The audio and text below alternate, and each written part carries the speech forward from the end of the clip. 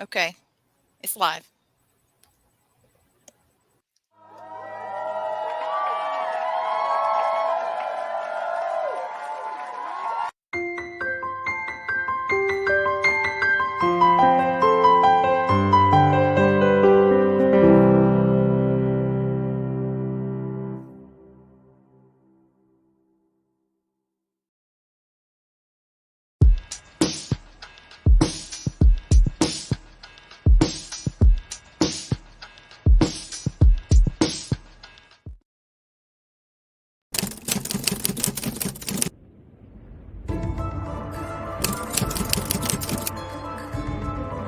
Thank you so much, guys. You've been absolutely amazing.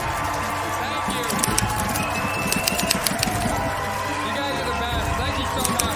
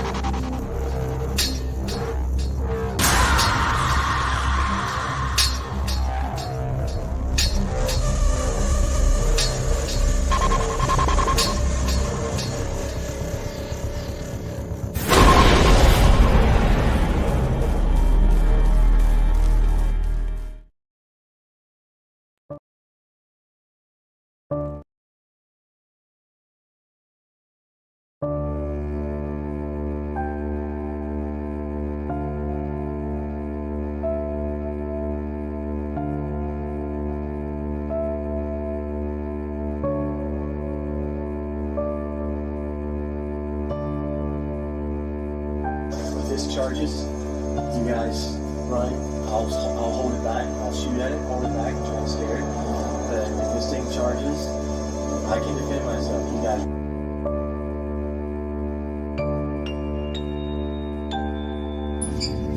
This was very late at night, everybody was asleep. And I was terrified. I was absolutely terrified.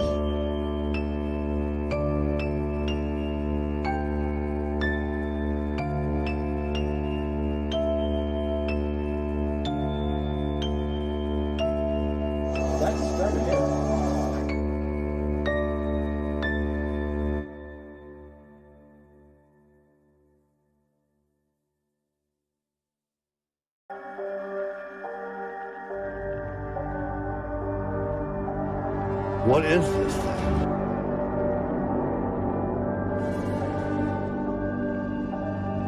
Something from behind me pushed me all the way to the ground.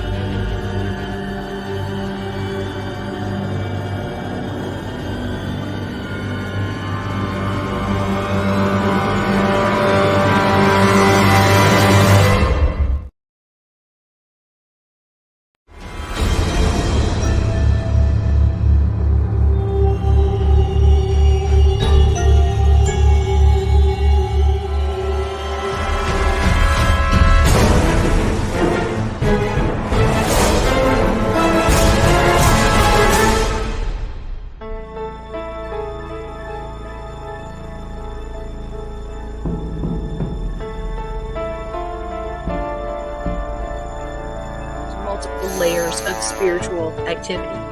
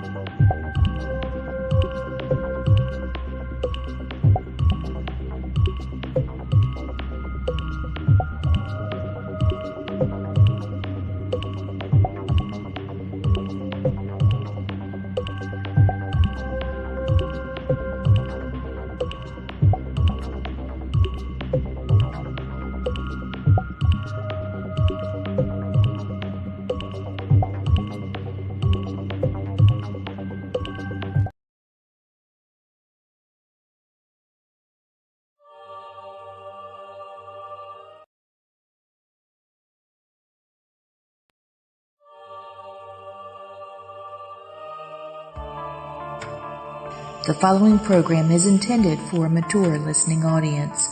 Graphic and explicit language may be heard at times. The views expressed and opinions given by the individual hosts and their guests do not necessarily express those of this station or sponsors. Listeners are advised, but neither the station nor owners and agents will be held liable for the content of this program. Rebroadcast, redistributed, or reused without the express written permission without the host or producer is not allowed. You are listening to Family Spirit International.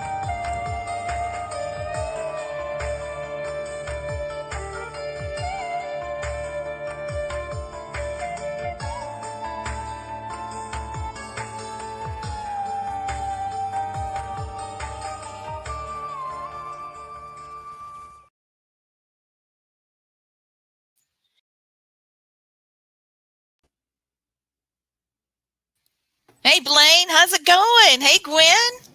Hello. Hey, Chris. How are you? Doing great. We're going to have an amazing show tonight. I don't Right know on. if you saw the trailer as Gwen brought it in or not, but we have Cherie Taylor. She is an award-winning television and radio personality. She's a comedian and actress, and she's a journalist. And that there she is coming in the backstage now. Hey, Sherry, I'll be bringing you on in just a second. And we also have John Clark, who is the owner of the Lantern Media.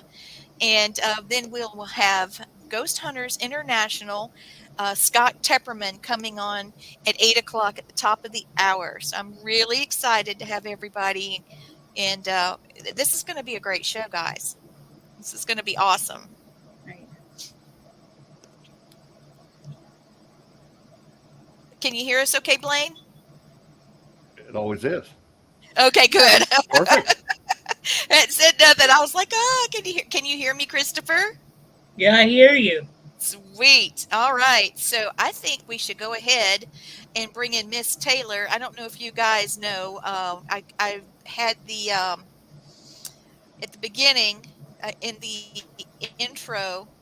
I talked a bit about Cherie, what she does, and she has won so many awards. I think she's won 9 awards this year, and she presented. She's presenting this weekend also at let me just get her in because there's just so much that she has done and things that she has won. Let me just get her in. Way Hi. to go. Hello, Thank everyone. you, Gwen. Hi, Hey, Sherry. sweetheart. Hi. So glad to be on here. Hi. Hello, everyone. Yes. Yeah, it's actually the awards I won were for 2023, but I'm Okay. presenting. So yeah, it Presenting, was yeah. a lot last year. It was a lot. So yeah, which is kind of funny. It was for the South Carolina Broadcasters Association. There we Right go.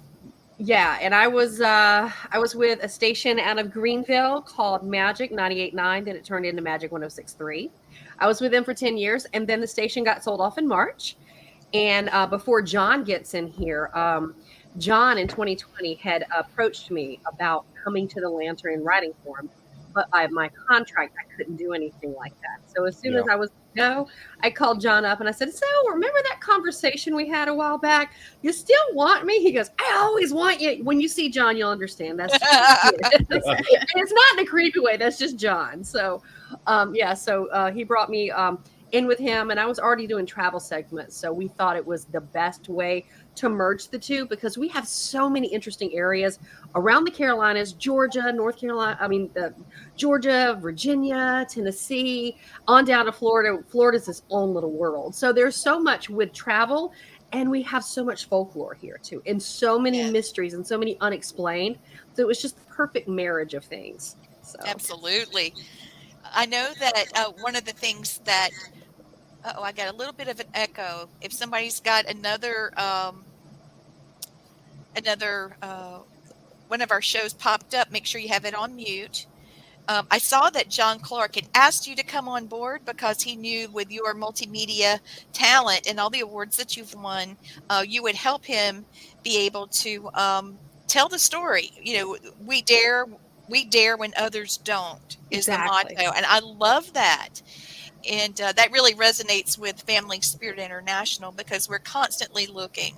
Look at the kitty. Oh, Yeah, my just- goodness. on cue. That kid was Sorry. like, "Oh, well, I need to be across here. Here you go." Look, the advertising banner on the cat, so the cat can just walk across with it. There we That go. would be a great idea. Yeah. Yeah, we could do the cats, Luna and Ginger, and just Yes. billboard them up like they're little NASCAR drivers. Yes, Luna's actually waiting on Daddy and Nina to come back. They went to the store real quick, Well, I was doing the show. Usually she photobombs. She has to come and say, hey. Oh, yeah. I locked. That's why I told Leah. I said I've got to. I'm still getting ready because I had a meeting that was an all day thing, so I had like 20 minutes to take a nap, and so I'm like I'm trying to get Right. myself together and lock the fur babies out of the room I'm going to be in. So I lured them away. I put food out for them, and I'm like, oh look, you don't need to be in here. Lock. So I'll hear about that later. I'm sure. Mine will be scratching on the door going, what are you doing? Why don't you let me in? It'll just add to the atmosphere, I think, because what's that scratching noise? Just the Oh, animals. we love animals, so they come on the show. It's more than fine. Okay, good. Well, mine it wouldn't be because there would just be a cat in front of the. That's So all anyway, right. John should be in here. He is, I think, trying. Okay. It Okay, looks I see where like. he's in the, he hasn't got his camera on yet. I do see Okay. he's in the green room coming in. So he likes to cover the paranormal cases in the area or ghost sightings or anything strange, unusual, fascinating, that type of thing, sensational, even true crime.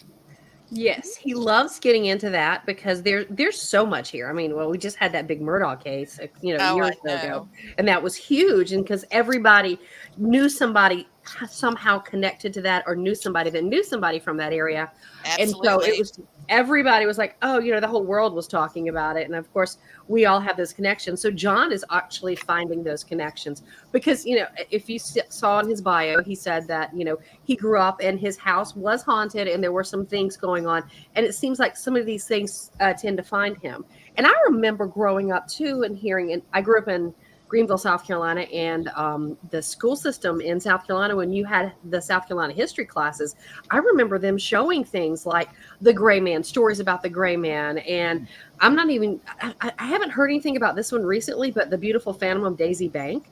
And so I don't know if you guys, because I know, Lee, you grew up in South Carolina too. Did you, they Right, teach you right. guys that in South Carolina history? So those are the things that's like, that stuff. I'm not even sure if they teach that in school nor, because my kids go to school in Charlotte, but it's that stuff is history, and there's folklore, and there's real stuff around that people need to look into. And so it's just fascinating. When John told me what he was doing, I'm like, oh yeah, exactly. That's what is needed, because there's so much. People will talk about it, and of course, everybody, like, it's kind of like the game of telephone. They'll add their own little piece to it. So what John's original idea was to get the real story behind it and find as much legend behind it. Right on. Let's see. It says he's not connected, so he's still in there, but he's trying to get connected now.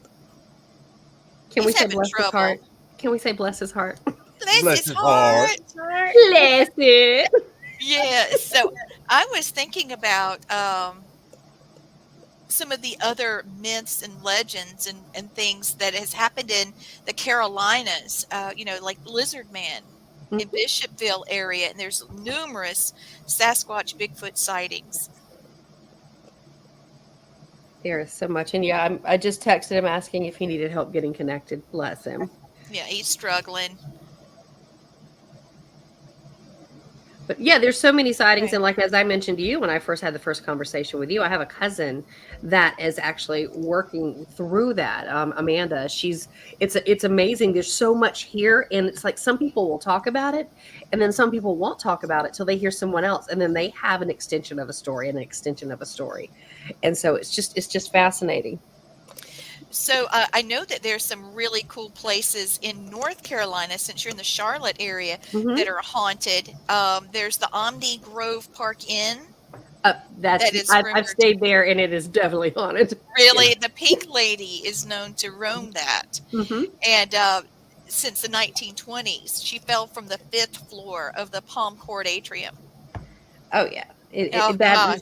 There is in Charlotte, there's also a haunted fire station that we did a little brief thing on the lantern for, but I want to do a more in-depth go in, but now it's kind of a museum. But there's also their hotels, there's like boutique hotels in Uptown that people like, they love staying there, but it's just like, they don't know if they come to town, they're like, oh, they like it because of the style of it and the feel of it. But I'm like, there's also so much legend there. Oh, And I will tell you this, in 2021, before they opened theaters back up where you could go inside, I'm also an actor. And so I did an off-Broadway production with this team from Broadway that toured the country. And they had little stations you would go to around Charlotte. And they had a little vignettes in the scenes, and it was a murder mystery based on The Office. So like the Office characters, they had the permission to do all this. It was so fun. But where I was stationed, because I was playing Meredith and Phyllis both, and so when I had to go in and change between those two characters, it was an old jail that's turned into an office building in Charlotte, and there were legends that it's haunted. And I will tell you, there was something in there with me while I was changing. My props were moved, and no one else was in there. My props were moved. And as we talked about, spirits are attracted to lights and the whole role play and the fantasy and stuff like that. So, I mean, there were a few times I'm like, I did not leave that there, and I knew nobody was in the building. I was like, okay, so that one, checking that off the book, it is definitely haunted. Now, Sherry, have you done the courthouse in Charleston? I mean, not Charleston, but Charlotte? Not yet, because that's John. Very haunted. Oh, yeah, I can see why. I can see why. There's so much architecture here and so much stuff with legends here that it would take us, because John started out with the South Carolina side, and so now we're starting to bring in the North Carolina side, and there's so much. Right, yes, there's so much that So it's fascinating. Now, if you have suggestions, I will definitely get out there and cover that. I can tell you the courthouse there is, I've investigated it twice, and there are 2 prisoners there that like talking to people, and there's 2 of them that like grabbing women there. So you're suggesting I go out there to get a little goosing? Thank you. Hey, they goose me. I'm all equal for it. So it gets lonely being a spirit, I guess. So I'll definitely. They're happy to talk to you, and the ones there. Oh, definitely. Just walk by. You can pick up energy just walking past the place. There's so many people that have had their fate sealed in that courthouse. Oh yeah, probably a few of them hung there in the courthouse at one time. I would think so, because that would happen. Yeah, because they did have the yard. A lot of the older courthouses had the yard where that would take place. Not the day of, but pretty close, because back then they didn't do as we do. Yeah. So they would actually they would actually have people set up with concessions like sandwiches and drinks where people could go watch the hangings there. Oh my God. Yeah. Bring your family on a picnic, watch them get hung. All right, let's go. Well, there's stories of that happening during the French Revolution. I mean, the whole thing was like everybody was just going to see it, because it was like their daily soap opera. So I guess that would make sense that it happened, but still, because you do read some folklore and some legends, where people have like, oh, I saw my blah blah blah blah blah, or my great grandmother saw someone that was hung, or this, that, and the other, and I'm like, it's a little. Well, there's John. Look at that. All right. Sorry to keep you waiting. Complicated business. No problem. Hi, John. Thank you for joining us. Understand. Yes. So first things first, I want to apologize. So I had to switch computers. So I got some new equipment in, and it just didn't sync up. So I don't know what's going on, but my apologies. Well, the Facebook chat's not working, so I'm having to use my phone to be able to track it. So, it's just going to be a night, and that's okay. That night. There's something in the air. Mm-hmm. Yeah. But people are really liking what we're saying and things. And for those of you that are watching, if you are in the chat, I will see you. I've got my phone in my lap so I can see what you're saying. But I know that there are people. Go to my page and see if my Facebook is doing. I'm going. Thank you, Gwen. Mine is all the way up as well. Is it going for you? Do you see it? Yes. Okay, so it is live on Facebook. Chat last week was stupid, and it's stupid this week. Get it together, Zuckerberg. He complains about everything that we do. We I pick up his know. feedback. Yeah. Oh my goodness. So you won't see, guys, you won't see anything up about different comments, but I can respond. Since you guys are in Charlotte, I'm going to get back what we were just talking about. On my bucket list is the Duke Mansion in Charlotte. Have you guys ever seen it? I Oh, have yes. not. I have, yeah. But go So ahead. John Avery owned the Duke Mansion, and he started having an affair with this young writer while his wife was institutionalized. And he kept saying, "I'm coming for you dead or alive." That was his little statement. "I'm coming for you dead or alive." Well, soon everybody saw he wasn't going to leave his wife.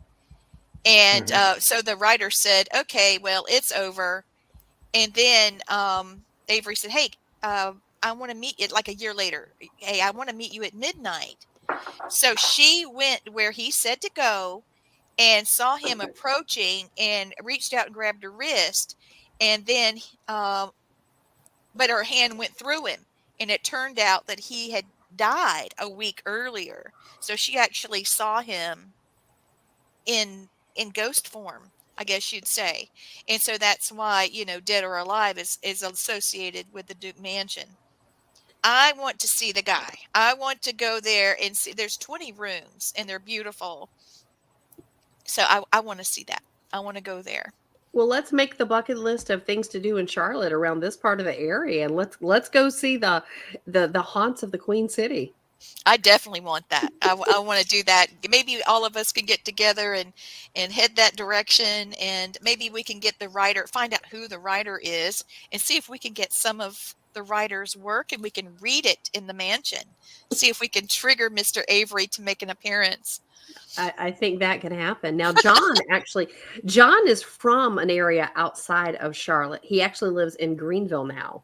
But and that area, John, why don't you talk about some of the area that you're from and the interesting things that go on in that town?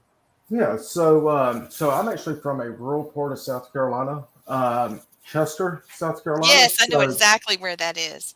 Yeah, so we have the old haunted 1914 jail. We have the Chester Little Theater. So one of the things that actually captured my imagination almost 28 years ago, because this is way before we had the internet, or the internet was in the infancy stages, right? Are you able to hear me okay? Yes. Okay. Yeah. So back then, we used to have to print off our trusty MapQuest maps. Oh, yes. Remember? Yes, I do. At least it wasn't the big folded maps. It was a little more concise. Right. I stay lost.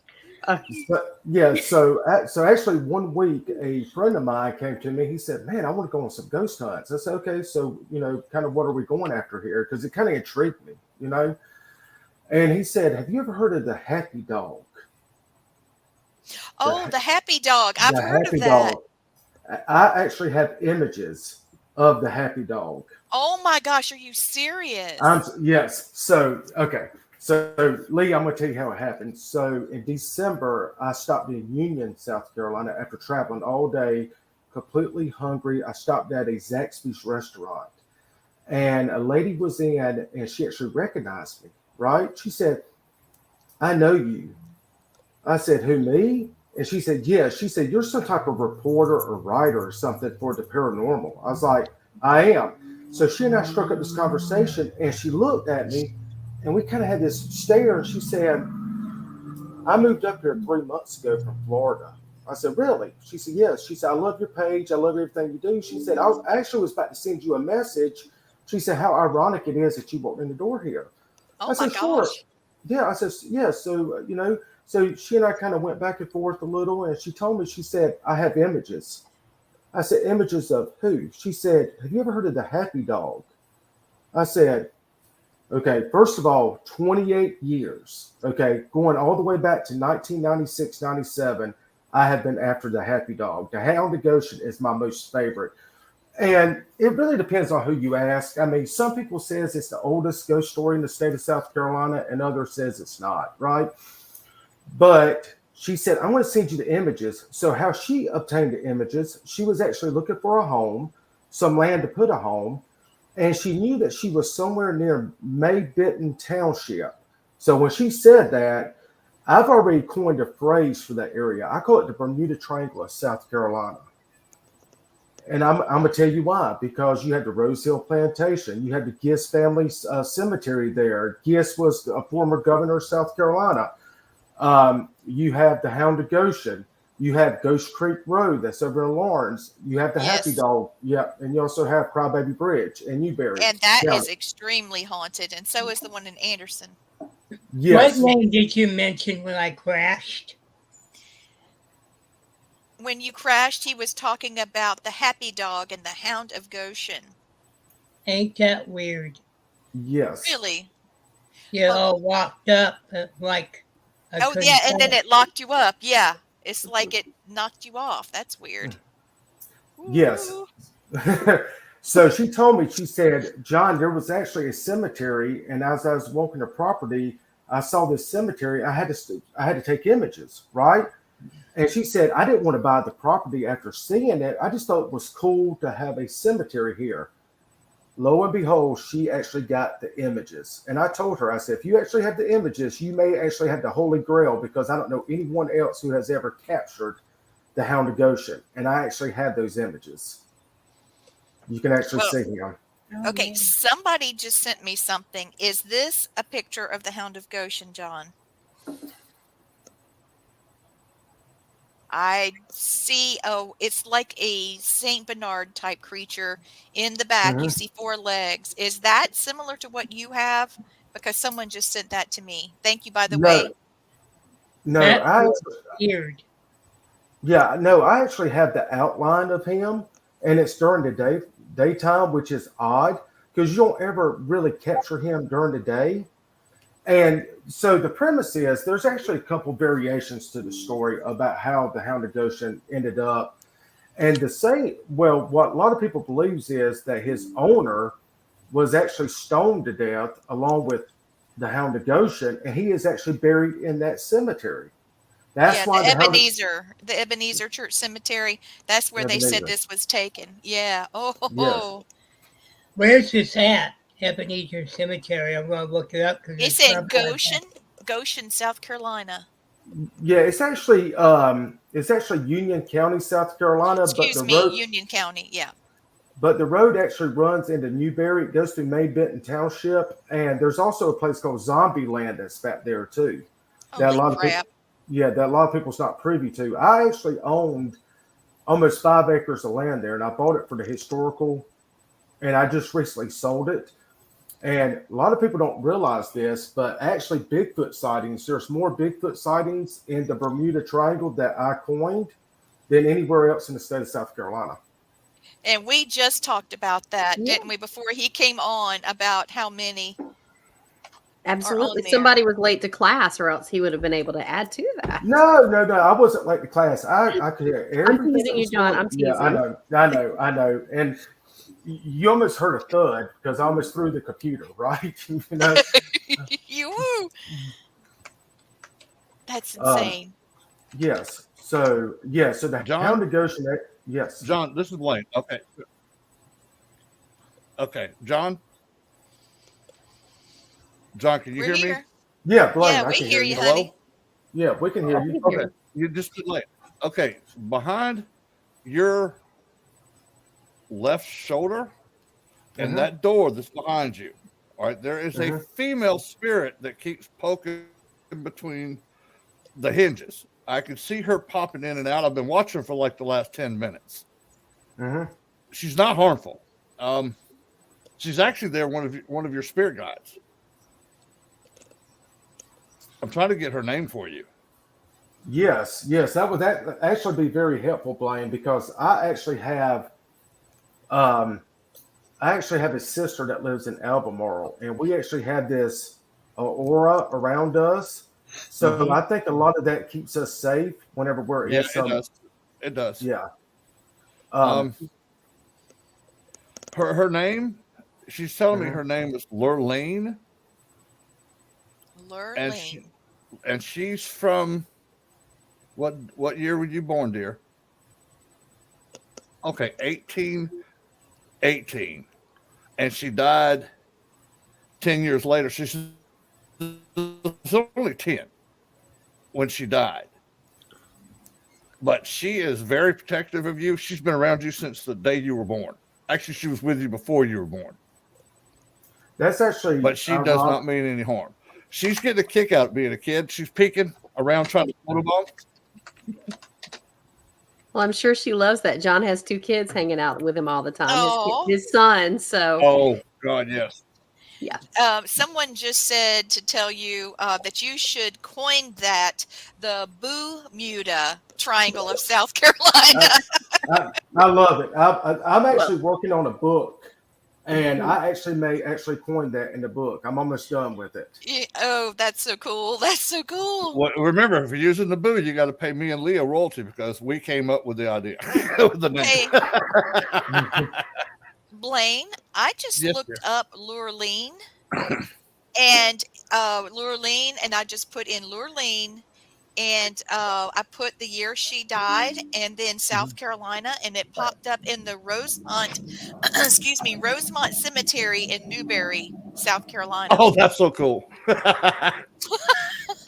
I've actually spent a lot of time in Newberry, a lot of different places. But yeah, so it's really ironic that you said that because my oldest son was actually born with the congenital heart defects. He's almost 13 now. And he's been literally, he's a walking miracle, right? Almost 13, Yeah. I had 3 heart surgeries. So it makes me smile knowing that I actually have a spirit, but it doesn't surprise me, because of the energy that. Well, John, I could tell you this. My daughter had transposition of the great vessels. Her arteries were crossed when she was born. She has had 4 surgeries, and she is 36 now and got her own kids. She's doing well. And so I could feel you with that, dude. And special kids like that, they have some of the most badass spirit warriors that protect over them. Oh, they're fun to be around. Yes. Don't piss them off, but they're fun to be around if you don't piss them.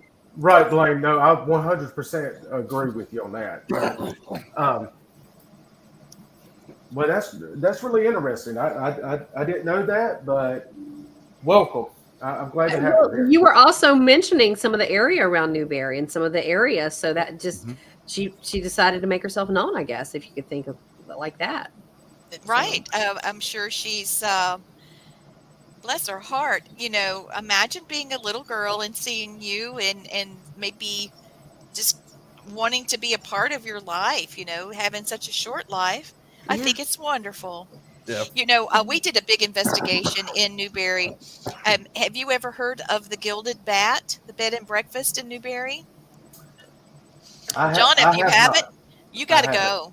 Yeah, you got to go. Yes.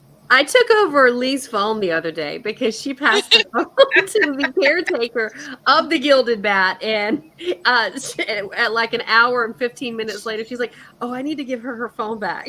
So it was a great conversation because I'm so excited to come down there. It's a beautiful place. It's the house was built in 1800 and it's been remodeled, and also the rooms are New Orleans style.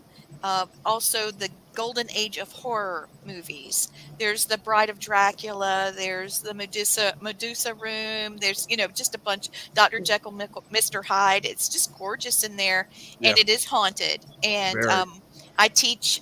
Blaine helps me teach. Gwen helps me. We have a class at Piedmont Technical College. And I'm really excited. We've been to the Gilded Bat several times and investigated, and we love going there. And we've been to several of the cemeteries in the area, and we've had some really fun experiences with the living history that's there. Mm-hmm. It's actually funny because I've never heard of that particular story, but Newberry has so much history, right? But just west of Newberry or northwest of Newberry, you have Abbeville, right? Yes. And and I actually we have written many articles on Newberry, and one of the things that get me strikes me is the birthplace of the Confederacy, but ironically, it's also the deathbed of Confederacy, right? That is correct. Yep. We have actually labeled that area as the second most haunted county in the state of South Carolina, right behind Charleston. It is absolutely Yep. right in there with Charleston. We had a huge Paracon there at the beginning of the year this year. We had 74 people in attendance. Blaine was there, and Gwen, a bunch of Yes. other people. Well, no, Blaine, you didn't make it to that one, did you, dear? No, but Yeah, I was but on the phone with you guys quite a lot. yes, you were.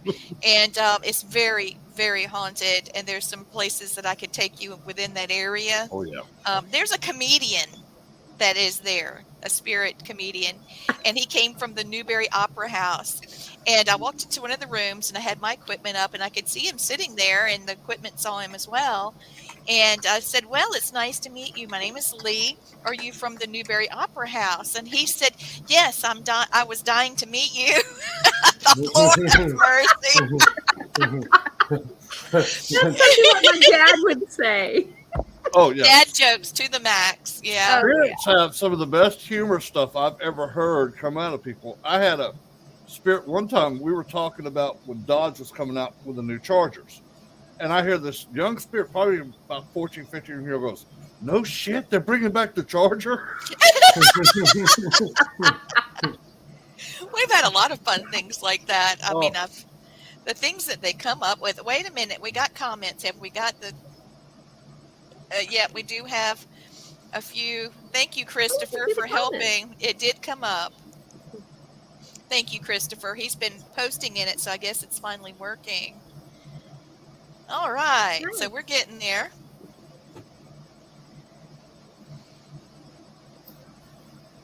But yeah, there's so many things that I've heard spirits say that just have us cracking up. Yeah, it's And more some of the fun. stuff some of the stuff they've done has just made me just go, "Oh, that is hilarious." We had a spirit in a jail in Alabama, and hope nobody gets offended easily. But this guy, Oh Lord, you're gonna tell that? I gotta tell this story. It's so funny though. Oh no! Yeah, I mean, yeah, you have to. You have You to. have to after Oh. that.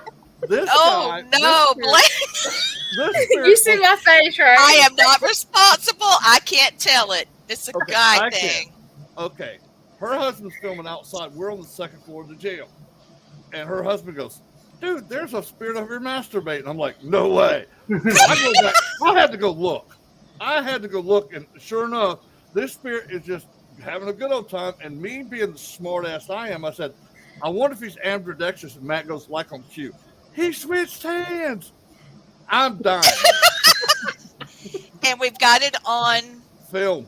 film, and the equipment did not lie. It wasn't like Well, we were looking. But yeah, that was I something. was like ready to I've exit. seen a lot of So stuff. that's ghost porn, right? That Ghost is ghost porn. porn. It was the ghost of John Holmes. You didn't That's know it. that. Goes to John Holmes. Yeah. It might as well Yeah. be because, dude, No. hey, Listen, he's not lying. He's not. And look, I did investigate a house of ill repute in Oh, don't Memphis, say all those. Tennessee, and there was some activity there, to say the least. I'm not going to tell you the whole story, but Speaking Yeah. of ghost porn, yeah. oh yeah, oh yeah. That's Anytime you go believable. to anywhere that was a brothel at one time, you will get propositioned by all the soiled doves there. Every one It's of them. bad. there's an bad. old house in San Francisco that there was a hotel, and there's I know. like a madam that will walk around and knock on the doors and stuff like that. I can't remember the Yep. name of it right now, but yeah, I've always wanted to go investigate that one. I'm like, Oh, Yeah, there's one in Charleston, a lady of the night, and she's seen walking outside of the bed and breakfast, but it looks like she's walking on her knees because shortly after she passed away, that whole section of the outside entrance, going outside the stairs, burned down, and they built it up higher. yeah. And so she's walking on the old one. she's walking on her original plane. Yep. But yeah, Isn't that interesting? I've had spirits tell me some of the funny stuff. We had been investigating this old insane asylum here in Alabama. We've been there for about 8 hours. Well, right next door to it, there's another building that used to be a convalescent home. Well, the state was going to rebuild it, make it real fancy apartments for elderly people. Well, we go to sit down for just a few minutes before we go in there, and we sit on this big pile of wood. And thank God I had my recorder going, because people would have never believed this guy said that. I heard him with my own ears. I hear this old man goes, It ain't gonna hold you, dumbass. She wiped out. It gets better. You hear the old man. You hear us sitting on the wood. It just goes everywhere. Then you hear the old man. I told you, dumbass. I love that.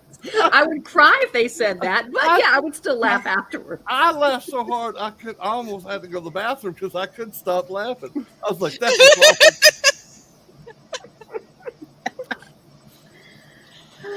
But, yeah. So there's more things that are funny, that are crazy and interesting that has happened with the paranormal than jump scare spooky.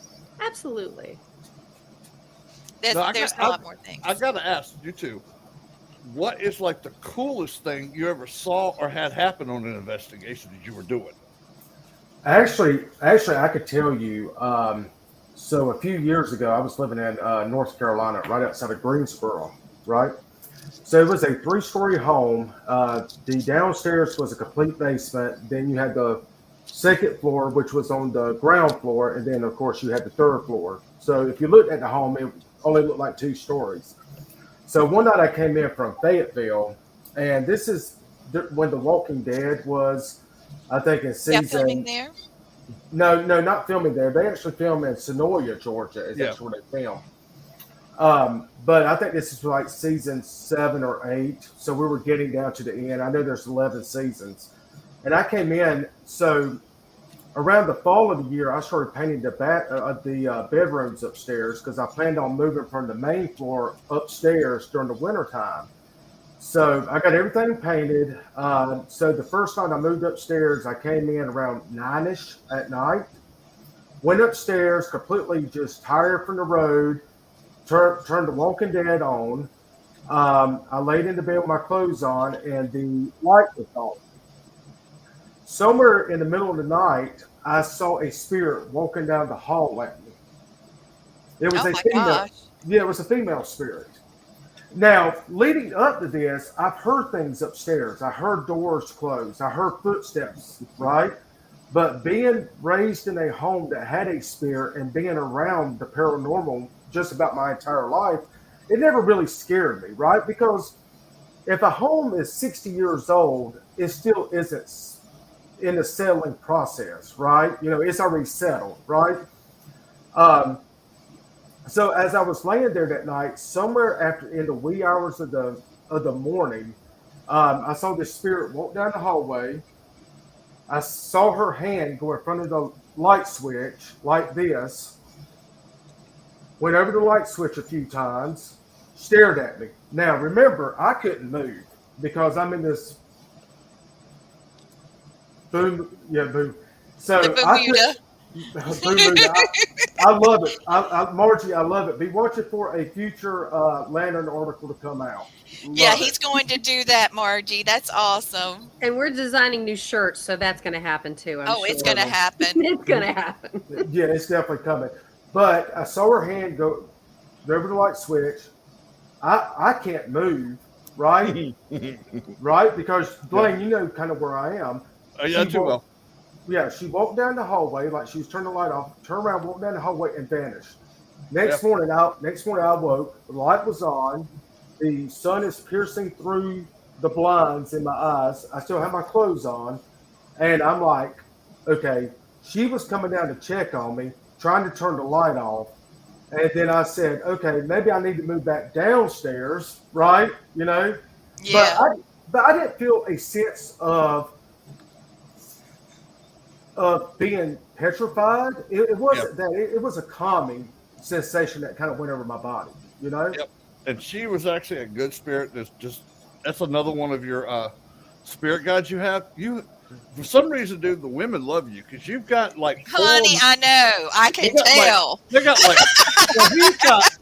I will never ever be able to have a conversation with John again without him. Boom! Remember, the ladies love me on all planes. Well, you know what it is, John, is they're attracted to your energy. You have a good, positive energy, and they feel comfortable. Are you sure it's his energy or his booty? Hey, they might have let you know. I don't know. I don't know. You sit John down. always says to me when he goes out to do a story, he'll send me a picture if I'm not out there. He'll send me a picture. He goes, "Look, I got a little eye candy working today." Oh, Well, Sherry, let me get to yours. Yours are mostly men. You've got like 3 men that are your main spirit Yep. guides. So it works I get that. I get that. yeah, it's all good, and But- in Sherry's world. So I do want to point out that the Lantern is, if I'm not mistaken, and please stop me if I'm wrong, I believe we are the only news organization that actively writes our own content about the paranormal. Right on. Mhm. Yeah. You are definitely, that I know of, the only news article, news magazine, news outlet that writes paranormal news. Because most of Um, what you see is just shared or little clips Yeah. or legends of, oh, I heard this or this, and then no one follows up. John goes for the in-depth, and so yeah, That's man. sweet. amazing. Yeah. Now we do have some paranormal magazines that will cover teams and what they found, or they will cover celebrities, para-celebrities, or different locations and the claims, but not like what you're doing. No, this is something unique and fascinating. I love it. Okay, question in somebody just texted me. Are you accepting articles of things that have happened, or that type of thing? Can they give you submissions? Yes, absolutely. Absolutely, and that's something, because of even if they give us stuff that, well, I heard this, or growing up I've heard this story, we can always do some more research behind it, because we love to have that foundation of, Nice. okay, this happened, but is this legend, or why did this happen? Because there was one recently in that, John, you covered. And then I did a little more in depth because it's closer to my neck of the woods over here in Davidson, which is right outside of Charlotte, kind of up there in the Lake Norman area. And so it was just like, John had, so basically we have 2 or 3 layers and stuff. So yeah, absolutely send us stuff. And the more the merrier. Now you went to USC, John, is that correct? Yes. I So went to he's a the Carolina University- Gamecock. Woo! I went thought to you were the- asking if I went there. I went to the University of South Carolina, right? Speak it, John. Speak it, John. Yes. Well, the humorous thing is I do Clemson have here, a degree. Clemson. I have a degree from Clemson University. I'm very proud to be a Tiger. Roll Tide. And Go I do a lot Tigers! of exactly. I do a lot of voice work because I do a lot she's of voice work with a photobombing. Gamecock site. So I'm sorry. Did you? Oh, yeah. You know, we eat birds and Yeah. chicken for breakfast, we Tigers. Well, Well, you can't everybody see- eats chicken because it's really good. It's Yeah. really So, Yeah. yeah, so I It's in the Matrix. Everything tastes like chicken. All y'all say, Gamecocks are tasty. hey, all I gotta say is roll Tide. Go Yes, Bama. he's a Bama guy. Oh, I could tell. I knew Yeah. that was coming. I knew I'm that a liberal arts. I'm a liberal arts girl, and I just finished up Yes. with Christ the King College. I have my degree, my PhD in philosophy, and I'm getting my second. But before that, I was Lander Bearcat, and I got my degree there. I love it. I love that place, and I think this is a dream team right here. John, you've got people in South Carolina, North Carolina, Alabama. Georgia's just in between us. We can scoot over there if need be. Christopher Fisher you're not going to get any better anybody that can do research like Christopher.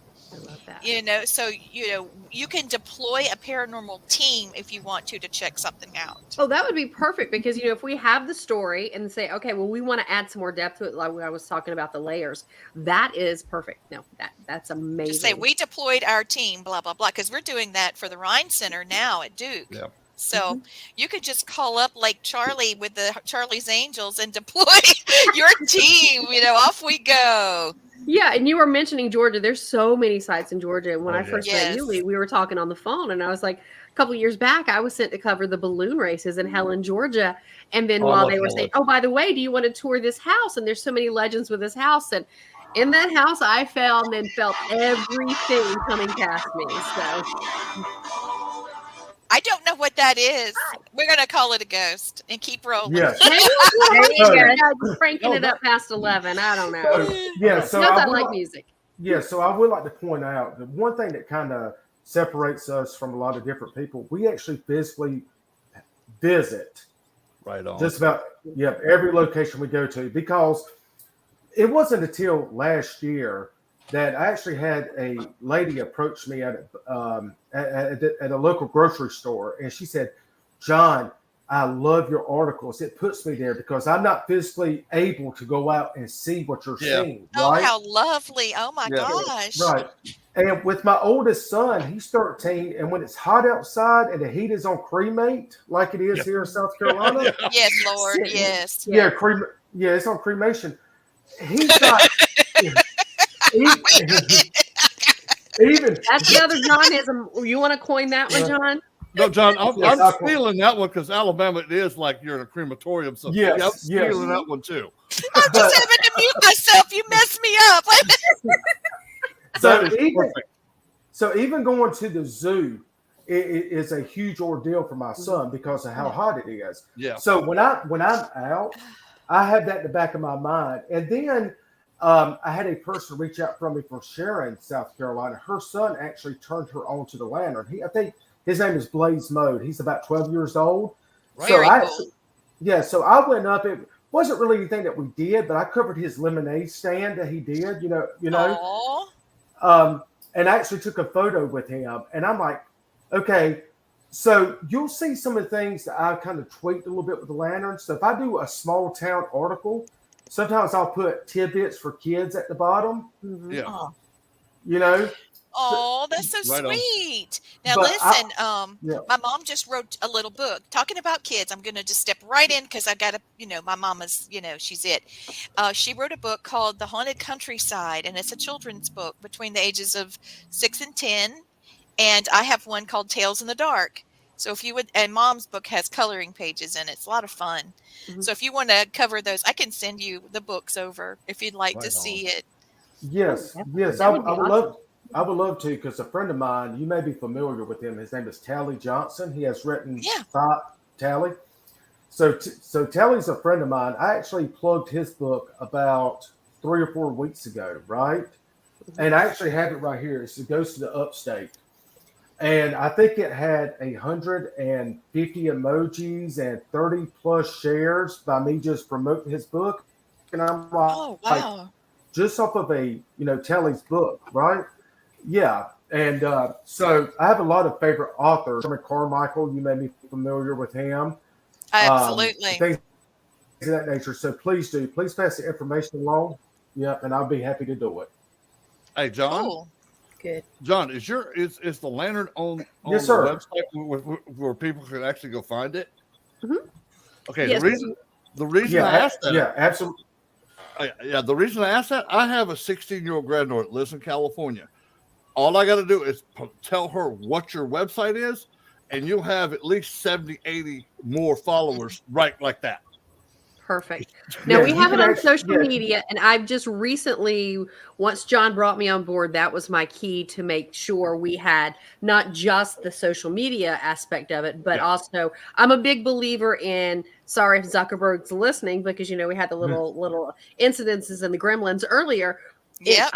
Owning your list in your member list, because if content goes away or streaming service changes the algorithm, you don't lose your listeners, and your listeners don't lose that information. So we've built the website. We're adding the stories there as well as online. Right So on. That's so nice. yeah. Yeah. That So is so nice. that's a work in progress, because behind all my media stuff, I also have training in building websites and building content, and I also create content for other people. I do a lot of freelance stuff. You'll hear my voice on stuff that I do for other people other than us. That's too. pretty cool. Yeah. And don't worry, you'll have a lot of new followers from Japan too, because we have a big contingent of Japanese listeners now. That's not the first time I've heard I'm going to be big in Asia, because I did a film for a friend of mine. Well, I act, but it was a film that was kind of a superhero movie, but it wasn't. It's like more of a comic book superhero movie. It's called the Cross series, and Nice. so I now have like fans from Europe and Asia because those movies, they were okay here, but they were huge in Asia and huge. That's awesome. So it's kind of funny because I'm like, when people joke and say I'm big in Asia, I am. Yes, you are. That's awesome. Hey, Blaine, the Yes, Japanese podcast is actually coming over to All Access. They'll be produced by us, even though they're in Japan. Right on. Yeah. Great, great two ladies, and I love them to death. Irene and Amanda are the two that run Paranormal Japan, and they're awesome. They have several different groups in Japan that they've let up to introduce them to us, and that, you know, it's the word of mouth has just spread so much. It's like, okay, now we've probably got 3/4 of people in Japan listen to our show every Wednesday night or the day following, since we're on so many platforms. I'm like, this is pretty cool. That's amazing. Yeah, we have actually, a lot of stuff going. Yeah, actually, Blaine, I'm gonna tell you. I'm actually gonna tell all of you something. I think is hilarious. So last year, I actually read the Susan Smith letter that was sent to her by her boyfriend. So her boyfriend sent her a letter before she did the horrendous, you know, murders. So, okay, so first time ever been on YouTube with this accent, right? I'm thinking I'm just going to get, so I actually read 5 pages of the letter, right? Mm-hmm. Last time I checked, I had like 50 thumbs up. And I'm sitting there like, I'm so bad. Like, I don't want to read the negative stuff, right? If you like it, just give me a thumbs up. If not, just give me a thumbs down. Don't give me no additional details. Right? This is not my speech class. Thank you very much. I'm just reading. Really. Right. Yeah. I'm just reading. But no, I just want to let people know, if you want to find us social media, you can find us at The Lantern on Facebook, and of course, lanternmg.com on our website if you want to. And it's building, but it's there. So you'll start seeing everything double population. So the Lantern Media Group, the lanternmg.com. Yes. Exactly. That's I'm going to put that in there right now. Yes. The Lantern. Yeah, I was having a hard time finding it today, so thank you for that. Yes. Yeah, we were the struggling. Lantern itself is actually an Ohio sports yes. channel. So we did the MG to make people instead of like writing out all of Media Group, we wanted to make it very concise and just say MG for Media Group, and that clicks for some reason. Works very well. So John, we have a ghost hunt that's going to happen in November, first weekend of November. I'll give you that date in just a second because I don't have it committed to memory. But we are going to Georgia. We are going to it's going to be the 2nd of November. And we are going to the lovely Fitzpatrick. Yes. Oh, you're going back. Okay. St. Patrick's. Yeah, you're going back with us, remember? Yes. Yeah. Okay. Fitzpatrick. Yeah. Fitzpatrick Hotel, and the original hotel burned. And when they started building the second one, they moved it back right on top of a cemetery. And so they just pulled the tombstone. Some people, they say that they moved, but I don't know if they did or didn't, because that was a really long time ago. And it's also known for being very haunted. And we've had some crazy experiences there. The Savannah Paranormal team under Patrick Welsh, she had a Paracon there, and I was invited and I attended, and Gwen went with me and my mom, and it was crazy. We stayed in room 307, and that's where the mistress was supposedly chunked out the window.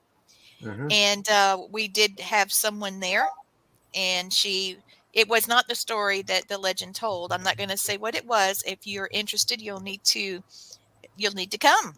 Yes. You'll have to come and ask them questions.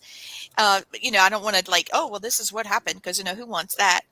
But it's a fascinating place. There were 2 children, unfortunately, that passed there. And I just thought maybe you would want to cover it, because we're going to be there. Fascinating one. Yeah. And it's a beautiful place also. Yes. Yeah. Lee sent me some pictures because she was just down there recently, right? Am I allowed to say yes. that? Yes. Yeah, we took off there. My husband and I, he was gone on AT training. And so we were trying to, I said, I think you need to see this place. Oh, there goes my cat. I don't know if you can see her. Oh, There she yeah. goes. These animal photo bombers. But he was just blown away. He said it was like he could see a man in a duster and a hat walk through the lobby or something, you know. Mhm. And there's a plantation there that's haunted as well. There's a nice padded area like brick or whatever near that plantation where the stagecoach would stop. And a child was killed in an accident there, and he's seen all over the plantation. So we're trying to get access to that, and we do have access to the Fitzpatrick. I keep trying to say it's St. Patrick instead of the Fitzpatrick. I believe. Well, it's close to Savannah, you're going to think St. Patrick's. Come on. Yeah. I believe we actually. I'm not. I don't think I was the one that wrote it. I believe Easy was. But I believe we covered the Fitzpatrick in the past on an article. And I'm gonna tell you another place too, much like the Fitzpatrick, but one place that I've been to, but I really would like to investigate is the old 1927 Lake Laura Lodge. Oh yes, yes. I've heard of that. I have not been there. I would love to go. And also too, a famous movie was also filmed there. Cherie, would you like to tell them what the Lake Laura Lodge? That would be Dirty Dancing. Yes, ma'am. Nobody puts baby in the corner. Nobody. No. But somebody did. For other parts of the sets that they built for the movie, that's now been developed over. But yeah, that's a fascinating. There is a lot of legend up there as well. So, but somebody did try to put baby in the corner. Supposedly, either shot her or pushed her down a set of steps. But I would love to do. I would like to go and explore it a little more. You know, fascinating place, and plus you have the history behind it and all of that. Right before 1929, the stock market crash and all of that really set the area bust. Right. So. Here's the class that we teach some of the students. So if you have anything that you can't get to or you want the equipment, remember these folks are probably willing to go. Perfect. We'll start sending out correspondence everywhere. So no, that's you got it. That. Yeah. Well, we're coming to a close on the first hour. The next hour, I know it flew. We will be having Scott Tepperman from Ghost Hunters International. He'll be coming on. He should be joining us shortly. Those of you that are connected on Facebook with me, gosh, the hearts are just going crazy. I don't know. I don't think you guys can see it, but they're just flying. Wow. So a lot of people are really enjoying the show. And so do you guys have anything you would like to talk about? Anything you would like to cover? Anything on your bucket list? Anything that you would like some audience participation or? I mean, I love the fact that we handle the stuff around the Southeast and this region, but there's so much to go for. And when we were talking, there's a place in Jamaica. If you look it up, Rose Hall Plantation, that if I've been there, I've actually been there when I was 3 or 4 months pregnant. And at the time I had my camera with me, I wasn't doing video, but I was taking pictures, and I see different things on those pictures that it's like when I went back, you're snapping, you're not realizing at that point, but there's so much legend there. And the story of how she, killed off her husband. So I want to go back and cover that. So that's on my bucket list of going back to cover that, because knowing the legend just as they give you when you're there, then you do the research afterwards and you're like, oh, this is more in depth than that. Yes. So out of the country ones are not out of the question. So I think there's, and I was talking with friends today about how in Europe, the architecture's been there and all this other stuff. It's like you could just walk in any place and have a great story. So I think there's more that. So if people have suggestions of different places that they'd like us to see us cover or get a more in-depth story, we are all for that. We are all for that. So Sherry, have you been to Castle Braun? No, I have not. No, but. That sounds fantastic. You know what? I will put that on my list. I will put that on my to-go list. He said castle, just that part. Castle? He said castle, okay. Castle, anything. Well, yes, brown shoe castle. Yeah, I want to go. Now, I was going to say, if my new job, not that I'm going away from this, but everybody has different jobs and Everybody's got a hustles. side hustle. So, Yep. so if that comes true, Lee, and you know the perks that come with it, we're going to the castle. I Castle love was that brought idea. in. Girl trip. Rock the Sorry, John. castle. Rock the Yes. castle. Yes. So I do want. So back in April, I was on the Outer Banks. You want to talk about folklore? Just run it Yes. right. Mm-hmm.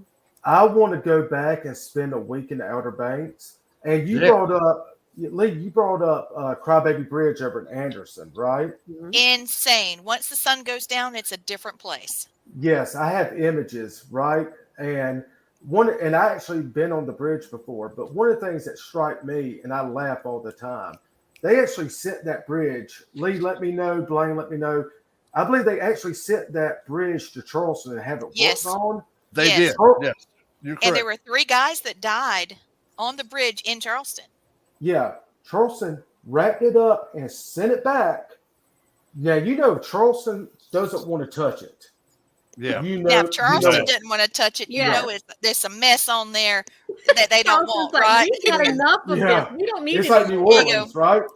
Yeah. Yeah, you can have it back. Now, I will tell you this. I was on the bridge, and, people have been spray painting and doing stupid stuff. Mhm. And I was walking across it, and the sun had gone down. It was a full moon, of course, so I would pick a full moon, right? Mhm. And I want you to know, I started feeling cold, and I felt a breeze, and then a spirit ran through me. Oof. Mhm. It ran straight through me up the front, and then I felt like it went down the back, not down the back like Scooby-Doo something or other, but I mean, I felt it, like a chill of ice. It was like a ball of wind that went over and then just was gone.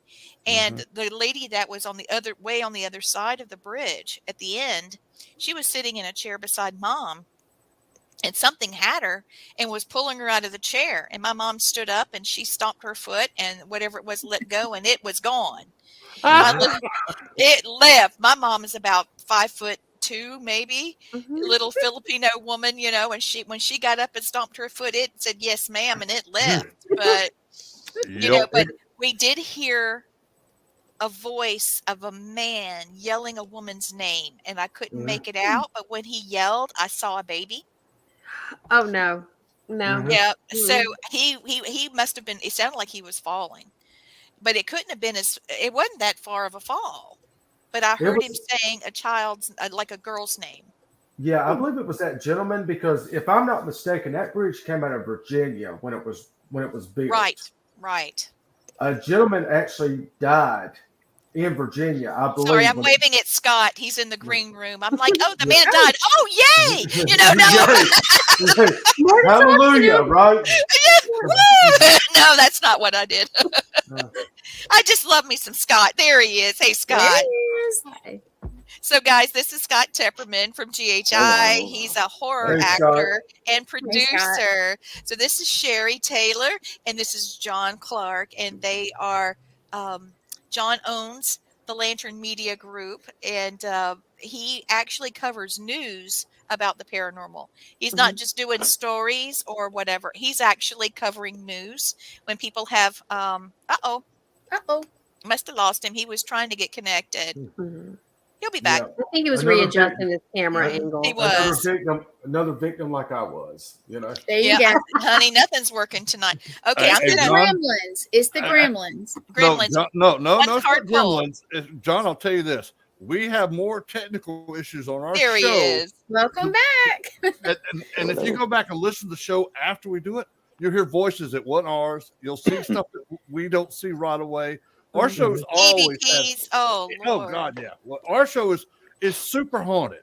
It really I is. got a hair in my mouth. I love it. Everybody just wants to say something. Everybody just wants to be heard. So that's what Honey, it is. my house Let's is get so through. haunted. It's unbelievable. Yeah, it is. Yes, it's so. I'm just gonna say it. It's haunted. I've tried to do something about it, and they just come right back. And they're usually ones I've met when I've investigated, and they're welcome to stay here. It's not like they, eat anything or run the power bill up. So No, they come here too, Lee. They bring themselves right to me. Yeah. All right. So for Cherie, one card pull, and I got 2. So you get 2 cards, Miss. Nice. And then for Mr. John, here's yours. And I'm going to end it with you guys, and then we'll crank up with Mr. Scott. Okay, Cherie, it says that this card says that you're getting the card, the great teacher. And that is Jesus there, but you have to look a little further into the card. What it says is that you learn from spiritual experience. Yeah. And I think that is, you and I've talked a good bit over Absolutely. the last several, and I see this. You said that you're on a journey and that Absolutely. you're building and things like that. That is the perfect card for you.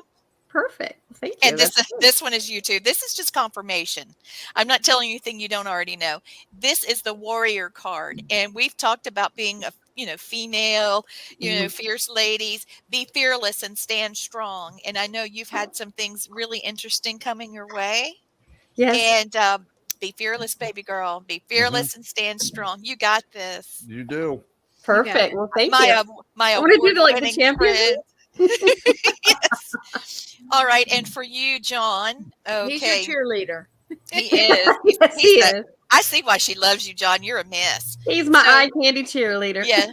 This one came out, and it's saying this one says to retreat and recharge. That does not mean just quit. It's not saying anything like that. It's saying you are thinking, you are meditating, you are working on something that's going to be fantastic.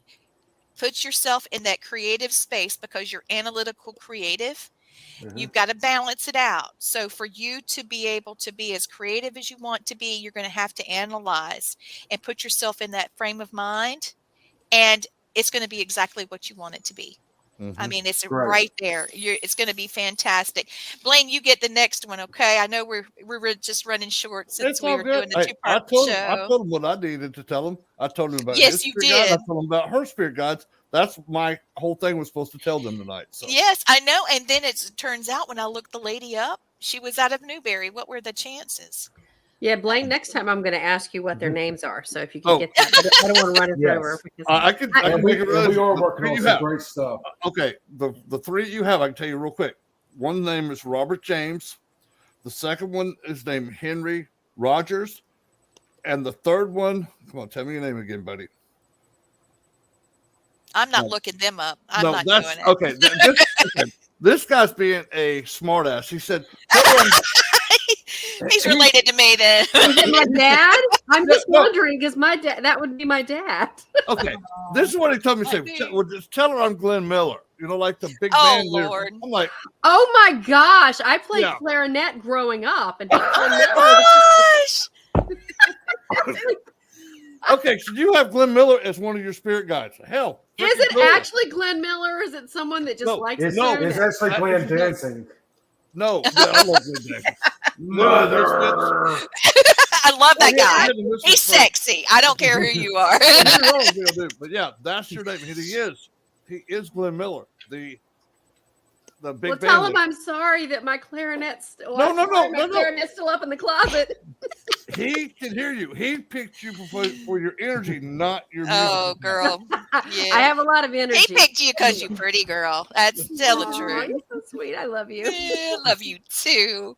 All right. Well, I'm going to go ahead and close out with you two. Please come back anytime. Yes, and you know I'm up to all the shenanigans. If you ever want to include me, I'll bring the party. All of us.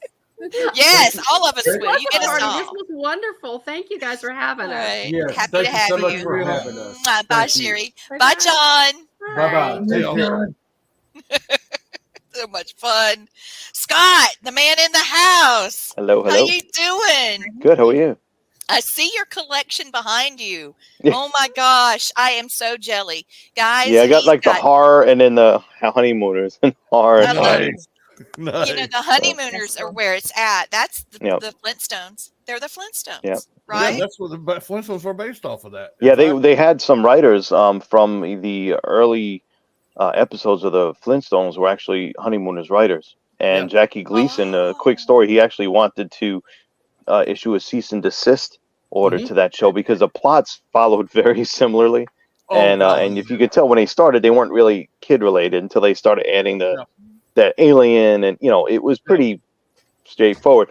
And people advised Jackie Gleason against doing that because he didn't want to be known as the man who killed Fred Flintstone. That's Nice. true.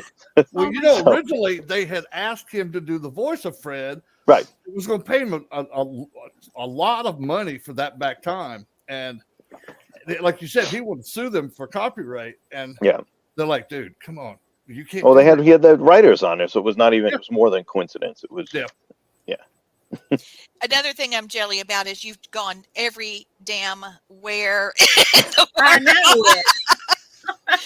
Yeah, been a Gwen and lot I of were places. watching you guys, some of your shows, and it's Mhm. like, God, I wonder what it was like going there. Wow, look at that! Wouldn't that have been cool? And we were all, just going on and on.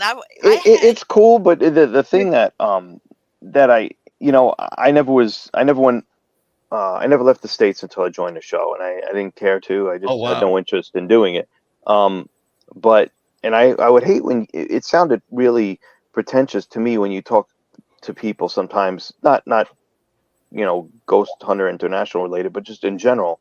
You speak to people and they're like, well, was I in France or Italy? Oh, they all seem to blend in right now. It's like, whatever, but it's really true. We were in the locations for such a short amount of time that they do kind of blend into each other. And sometimes I really have to think, I'm like, what? Because I would think, oh my God, if I was in England, that would stand out. If I was in Ireland, that would stand out. But a lot of the situations, I don't remember which country to which country they happened, because we really were, we would fly in, do our thing, fly out. And so the quality of the time that we had in these places, it really wasn't envious. I mean, we didn't do the touristy. I mean, if I go anywhere, I like to do the touristy stuff. I know it's cheap, but I'm a sucker for that stuff, We went to like the dilapidated, rundown, cool places. Now, for paranormal investigators, that's cool. But we didn't really experience France. We didn't really experience Italy. We really didn't experience the UK that much. Like, we got in, did our thing, and it could have been anywhere, and then we left. So the quality of time that we had in the countries wasn't, when we weren't filming, wasn't that much. We would usually maybe have 1, maybe 2 days to ourselves. And at that time, Barry would usually, we would try looking at some stuff together. Yeah, and Barry would kind of pull something together and say, hey, this is, try to find something that was really cool that would kind of symbolize almost where we were, that would really be, exclusive to that place. And usually it would be Barry, Paul, Joe, and myself, and we would just make a day trip out of it, and like, do volcano boarding or something, or do zip lining or whatever. Once in a while, the girls would go with us, but usually it was just the 4 of us, and the girls would do their thing, which was fine. We tried to do whatever we could with the small amount of time that we had. Sure. I'm glad you had some fun. How many hours a week do you think you filmed? I'd like to say that for each investigation, we must have filmed 100 hours worth of footage between all the cameras running and everything. And we didn't envy the editors, because we would just send everything to West Hollywood. We'd get it in the mail, like priority mail, as soon as we wrapped them, pretty much. The tapes were still warm. There was the mini DV tapes and all that stuff at that time, and whatever we used.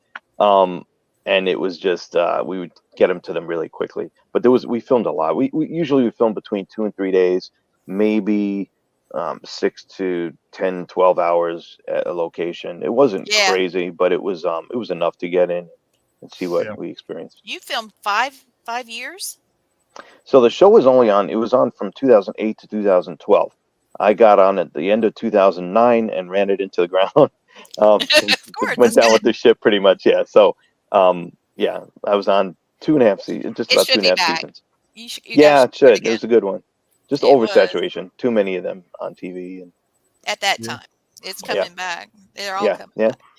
Yeah. Well, cool. So what do you feel is more difficult, filming in the horror genre with all of the different, all the special effects? I mean, you have to get it in such a number of shots, because you're wasting blood, and you got to wash the clothes or change or reset, clean. Yeah, I always thought I was always a horror guy, not a paranormal guy. Basically, when I moved to Florida, I realized that I found a local paranormal team by me, and I didn't even know that was a thing.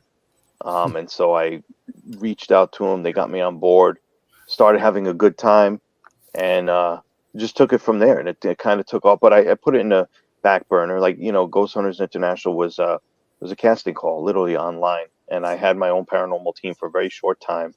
And the person that I was on with, that I was running that group with, submitted both of us online because they had contests online, Ghost Hunters, the original one, quite a few times. Like, do you have what it takes? Jason and Grant want, you'd always see those ads. And there was one where you could win a walk-on spot with them, where you could investigate with them. One time they had where you could win a box of equipment and all this. And I went above and beyond trying to get all this stuff. I'm like, I'm going to do, and nothing. Didn't even hear back from them. And I'm sure millions of people applied. So by the time this GHI casting call came along, I was like, the hell with this. I'm not even going to waste my time, because why bother? So unbeknownst to me, the other co-founder of my team submitted myself along with him, and they liked me, or whatever. They got me on board. That basically didn't look back after that. But I had always been in a horror, interested in the horror field. I obviously grew up in the VHS era, and I used to, it made a little. And I used to rent all these horror movies and slasher and all this stuff. And then when I went to my local video store, and they didn't care, they were the mom and pop stores where if you gave them that 99 cents to rent something, they didn't care how old you were or what you rented. Yeah, exactly. Like, here you go. So I rented everything that they had in those subgenres. And then when I ran out, because it was a store that I had frequented, I saw this, I think it was called Fantasy and Supernatural at that time or something. I started looking into those films and watching those, and I stumbled across something called the Amityville Horror. Yeah. And I didn't know at that time that was a real thing. And it's been debunked over the years, or there've been like witch hunts for this stuff, and people have been going out of the way to, poke holes in all this stuff. But my family at the time told me that was a real case, and that really happened, and it wasn't too far from us. It was in Long Island. I was in Queens, but like some of my family was on Long Island, so it didn't take long to get there. But I'll never forget when I was first time I ever was visited the location, and didn't go in, but I was by the house. I didn't understand anything, but I was a younger age, and I remember driving it's a beautiful affluent neighborhood. You turn down that street, the air stops. It feels like the air is thick and heavy. Something is unhealthy on that road. I don't know what it is. And it was a very weird experience. Never could explain that away. I had been back there, I think, one other time years later, had the same feeling. And I personally believe, and I won't get into it right now, but I believe that the people, I think there was a murders. That's not debunked. That's a real thing, happened in a house by a family member. The people moved in after that. In my opinion, they moved in to capitalize on that. They thought it was a bunch of BS and everything. This is my opinion. Thought it was a bunch of BS. Scott, moved in yeah, thank you. But then I'll tell you why, because they weren't even prepared, because they turned out, oh crap, something really is happening here. And I don't know what. After all these years of stories and the Amityville movies coming out left and right, the truth has been buried, but I believe something is going on. I can tell you the truth, because I'm a real good friend with one of the Lutzes. It's not actually a Lutz, that was his stepdad. And he has told me off camera, he said, there was a lot of stuff that happened in the house, but he knew his dad was going to he bought this house, and he was going to try to flip it as soon as he could. Sure. But and he figured he could sell it more easier if there was something connected to a horror or something scary to the house, because they only stayed there 28 days. And before they even left, he told me, he says, hell, my stepdad had a big ass check for the house already. Right. Before we even left. And he tried to sell a bunch of this stuff, which he did sell some of it. And now his stepson's finally coming out and saying, look, dude, he did this all for money. He was just a jackass. He never cared about my mother, never cared about us. It was all because he wanted that 15 minutes of fame, and he was just trying to but that still doesn't mean that nothing did happen there. Like the film. I totally agree. The film embellished a lot to me, and even in being in real estate in the past and whatever, or having my wife in real estate, I know there's certain things. The house was a piece of crap. That's why they got it cheap. That's why they got whatever. The blood coming out of the walls, it was most likely rusty pipes that were dripping through, is not shielded properly. All this stuff could be explained. I do think something happened there. And anytime I do any kind of paranormal investigation, I'm always telling people, I think there's something. I can't ever concretely come out and say this, but I believe either something happened or something didn't. I can't say definitively what it is because nobody knows what it is. And so that's what I think happened with that house as well. Yeah, I could tell you this much. When John Zaffis was there, the part about him running out of the house, that actually happened. He said, Blaine, he said, the thing that I saw was, it was showing visions of my family being just shredded to pieces. And he said, I had to get home to make sure they were safe. He said, I swear to God, I saw that. And that's what made me run. I said, John, you never ran from anything like that before. And he goes, Blaine, you would have ran from that. You don't run from nothing. I was like, yeah, if it was going to my family, I'd probably be at that door. Like but that's interesting, though, because that happens, years ago, away from any camera. There was no eyes on you. This is just an experience that's happened. Yeah. And so it's really interesting when stuff like that happens. The same thing with kids. Anytime a kid tells you something, I'm much more inclined to believe that, because when you grow up, you put up these subconscious barriers, right? Where it's not socially acceptable to say certain things. Like if someone says, hey, do I look good in this dress? You can say, yeah, you look great in that dress. And then you talk trash about them after they leave, just because that's what people do. If a kid comes up and tells you, gee, you're ugly, mister, you know what? You're probably ugly. That's just what it is. So it's true, right? So, with the good investigators, the first team I ever joined, it was a bunch of females that were older than me, and it was just me. And the first time I started investigating with them, they would start doing like yoga and meditation. I'm like, this is like a hippie cult. Like, what the hell's going on here? But I realized that it stripped you back down and made you more receptive to what was out there. And to me, at least doing, I don't investigate that much now, but I can tell you that I'm a much more in tune to my surroundings now, and much more effective investigator now than I was, because I can go into, for some reason, I can investigate a 20-room mansion, and I can say, for some reason, the third room up on the top left in a corner, I felt something there. I want to go back there for some reason. I never was really able to do that before. Do I consider myself sensitive? No, I don't. But you can still be more in tune with your surroundings. Sure, you can. And I think that doing that stuff and stripping you down opens a lot. So when you mentioned things like with Zaffis saying that he ran out or did this and that, there were no cameras on him. There was not whatever was going on. Now it's not your firsthand story, but so you have to take it with a little grain of salt. However, it's much more believable to me than, hey, we were getting ready to film something in front of the cameras, and wouldn't you know it, something happened. It'd be a little more So that holds a lot more water, stuff like that. What John told me is that he was actually setting up recorders and cameras in the room where he saw this thing. He said he wasn't really investigating. He was just putting stuff here, see if this tape recorder works, if this camera worked, all the tech stuff he's supposed to do. And then all of a sudden he got this thing right in front of him. It just showed him his whole family being shredded. Yeah. He said, Blaine, I'd never been so scared in my life. I said, I got in the car so fast. I'm surprised I didn't kill somebody or kill myself going home. But he got home and he walked in. His wife was like, what the hell are you doing here? She was fine, but that was how they the spirits sometimes like messing with people. They do it to me all the time, but I'm like, bring it on, big boy. I got something for you. I was a part of an exorcism, and my job as working as a psychic was not only to tell the priest what I was seeing or feeling, but I was also working on getting the name and letting them know when it was clear, because we couldn't really trust the client to tell us, because the client could be manipulated. Sure.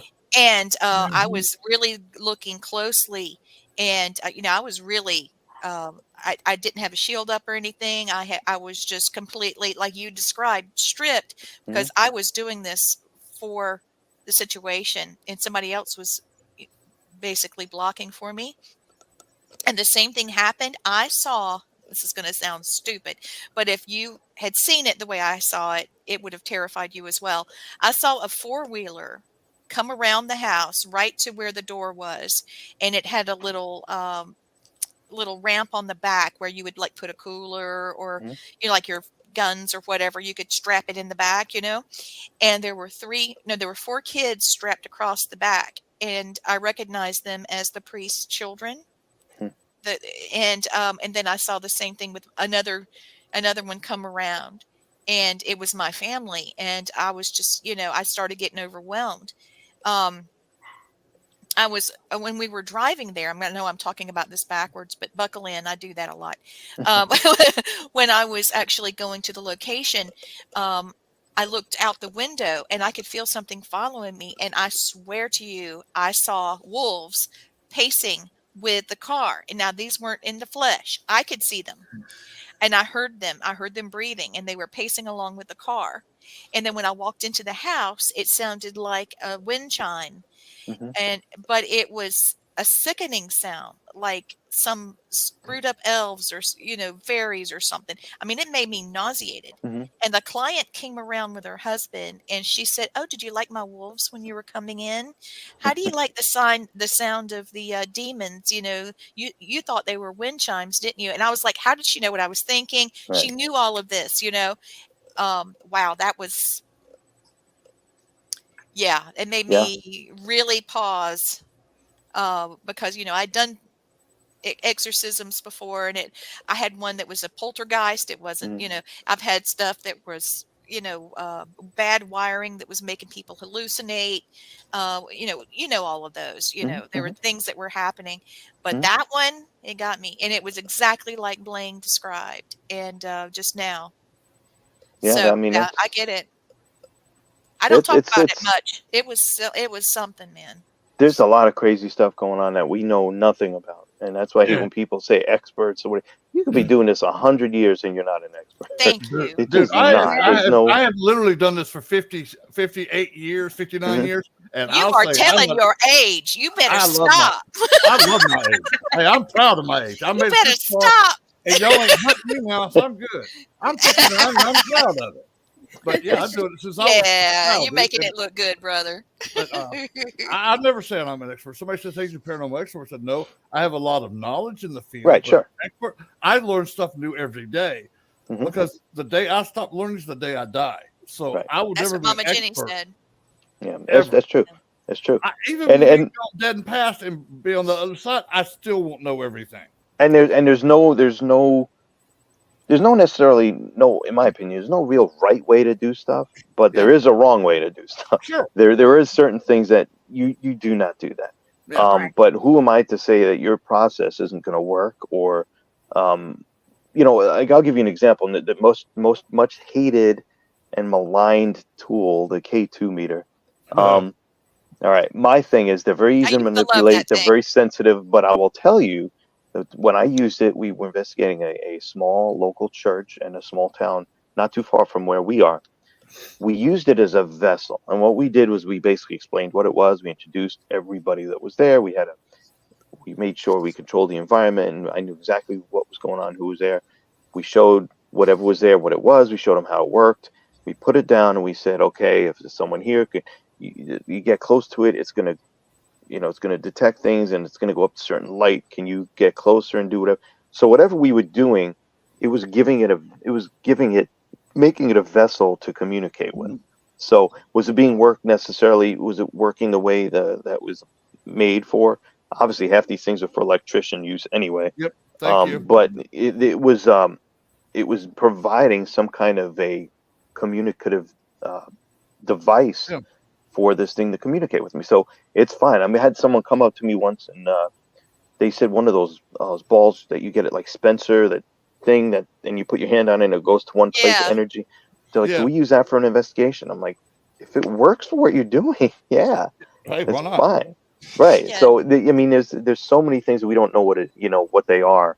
And it just takes one person to label it the ghost globe and sell it, and then it has all this validation all of a sudden. But that's stupid. That if Tesla it works ball, for you, exactly. If anything touches it, it makes a little arc to the glass. Yeah. But there's cool stuff behind some of these theories. I'm like, try it out. That makes sense. I think that's kind of cool. I don't like using. I just like using just a basic camera, basic audio recorder. I don't like all the bells and whistles, because people get so caught up and hung up on it that not first of all not only don't they know how to use it, but they get so focused on it that there could be stuff that's actually happening and they're depriving their own senses because they're Thank you. depending on this other stuff. So I've never been a big person on equipment. I'm an old-fashioned girl. Mhm. I like using my compass, my Mhm. pendulum. I like dowsing Mhm. rods. Mhm. Candles are a big thing. I Yes. didn't realize how much I relied on the Mhm. flame to tell me what's going on and Mhm. where things are leaning. But Mhm. it's a big thing. I really like that. And I'm there when I do an investigation. If it's for a client, I'm there to get answers. Otherwise, I'm there for my own personal experience. I'm not trying to get the perfect Right. EVP or Right. perfect whatever. I'm there for me. I'm there to Mhm. learn and enjoy. Mhm. So I don't really, and that's something I noticed about you when you investigated. Looking back at some of your stuff, Mhm. you didn't swell up because a camera was on you. You were really down So to earth. one of the weird I things, loved it. You well, were one of the really weird down to things, earth. thank you. But one of the weird things is that a couple of things when I started the show, um I had first of all, my wife told me, she was my girlfriend at the time, but she said, you have to realize, because I'm a nice guy. I think I really am a nice guy. But she told me, she said that you have to be careful because once you become known, you've got to question everyone's motives for wanting to be your friend. Absolutely. Yes. So, and my paranormal team, when we would investigate, we had a tiny little questionnaire like, does this happen? Does this happen? Does this happen? It was like 6 questions. I got on the show and I still was investigating. Then all of a sudden we got all these calls and everyone was saying, is Scott going to be there? Is Scott going to be there? So we really had to start screening these a lot better. And so we made it a giant questionnaire because it wasn't, I mean, I don't mind saying hello to people, but this wasn't about me, and it wasn't a big, we're not on display. We're there to help people that have experienced things that they don't understand or that have shaken their own beliefs to their core. You have to have some decorum and some sensitivity and some tact. Yeah. So, but everyone told me, aside from what my wife was saying, everyone that knew me before the show said, Scott, it's weird because you were the exact same way on the show as you are in real life, and Yes. after the show you're still the same. Like, you didn't get big head, Yeah. you didn't get whatever, you just didn't. And it was cool to be on the TV, but I was an investigator like everybody else. I would watch these shows every week and I would be frustrated, like, I could do that, what's wrong with me, why am I not on the show? Yeah. So when I finally got on, I was happy to be able to showcase my ability. Right on. But I wasn't like, oh, hey, I've never been like that. Never. And to this Never. day, even with all the films and all that, they never have egos on our sets. There's no room for that. There's no patience for that. Everyone we work with are down to earth and great people. Thank you. And Yes. we always tell people with our films, if you're working, it's always a team effort. Like, at the end of the day, yes, it's my movie, but it doesn't happen without anybody. If the person that is supposed to take out our garbage isn't there, they're as important as everybody else. So, if you somehow are on one of our films and you become this breakout star and you're a team player and you turn this breakout star, we are 100% behind you. If you show up and it's all about you and you're there to make yourself known and make a name for yourself, you can screw off and we probably will never work with you again because none of us share that. We're just not that way. And it's sad that the paranormal is like that as well. Yeah, a lot. It's unfortunate. Now, Scott, if you ever need somebody to come on your films and just die a brutal death, I'm your guy. That is one of my biggest things. I want to die like a brutal death in a horror movie. Nice. I think it'd just be so cool because I have no ego about it. It's like, Nice. Okay, you're going to cut me in half an axe. Let's do it. Come on. Yeah, it's fun.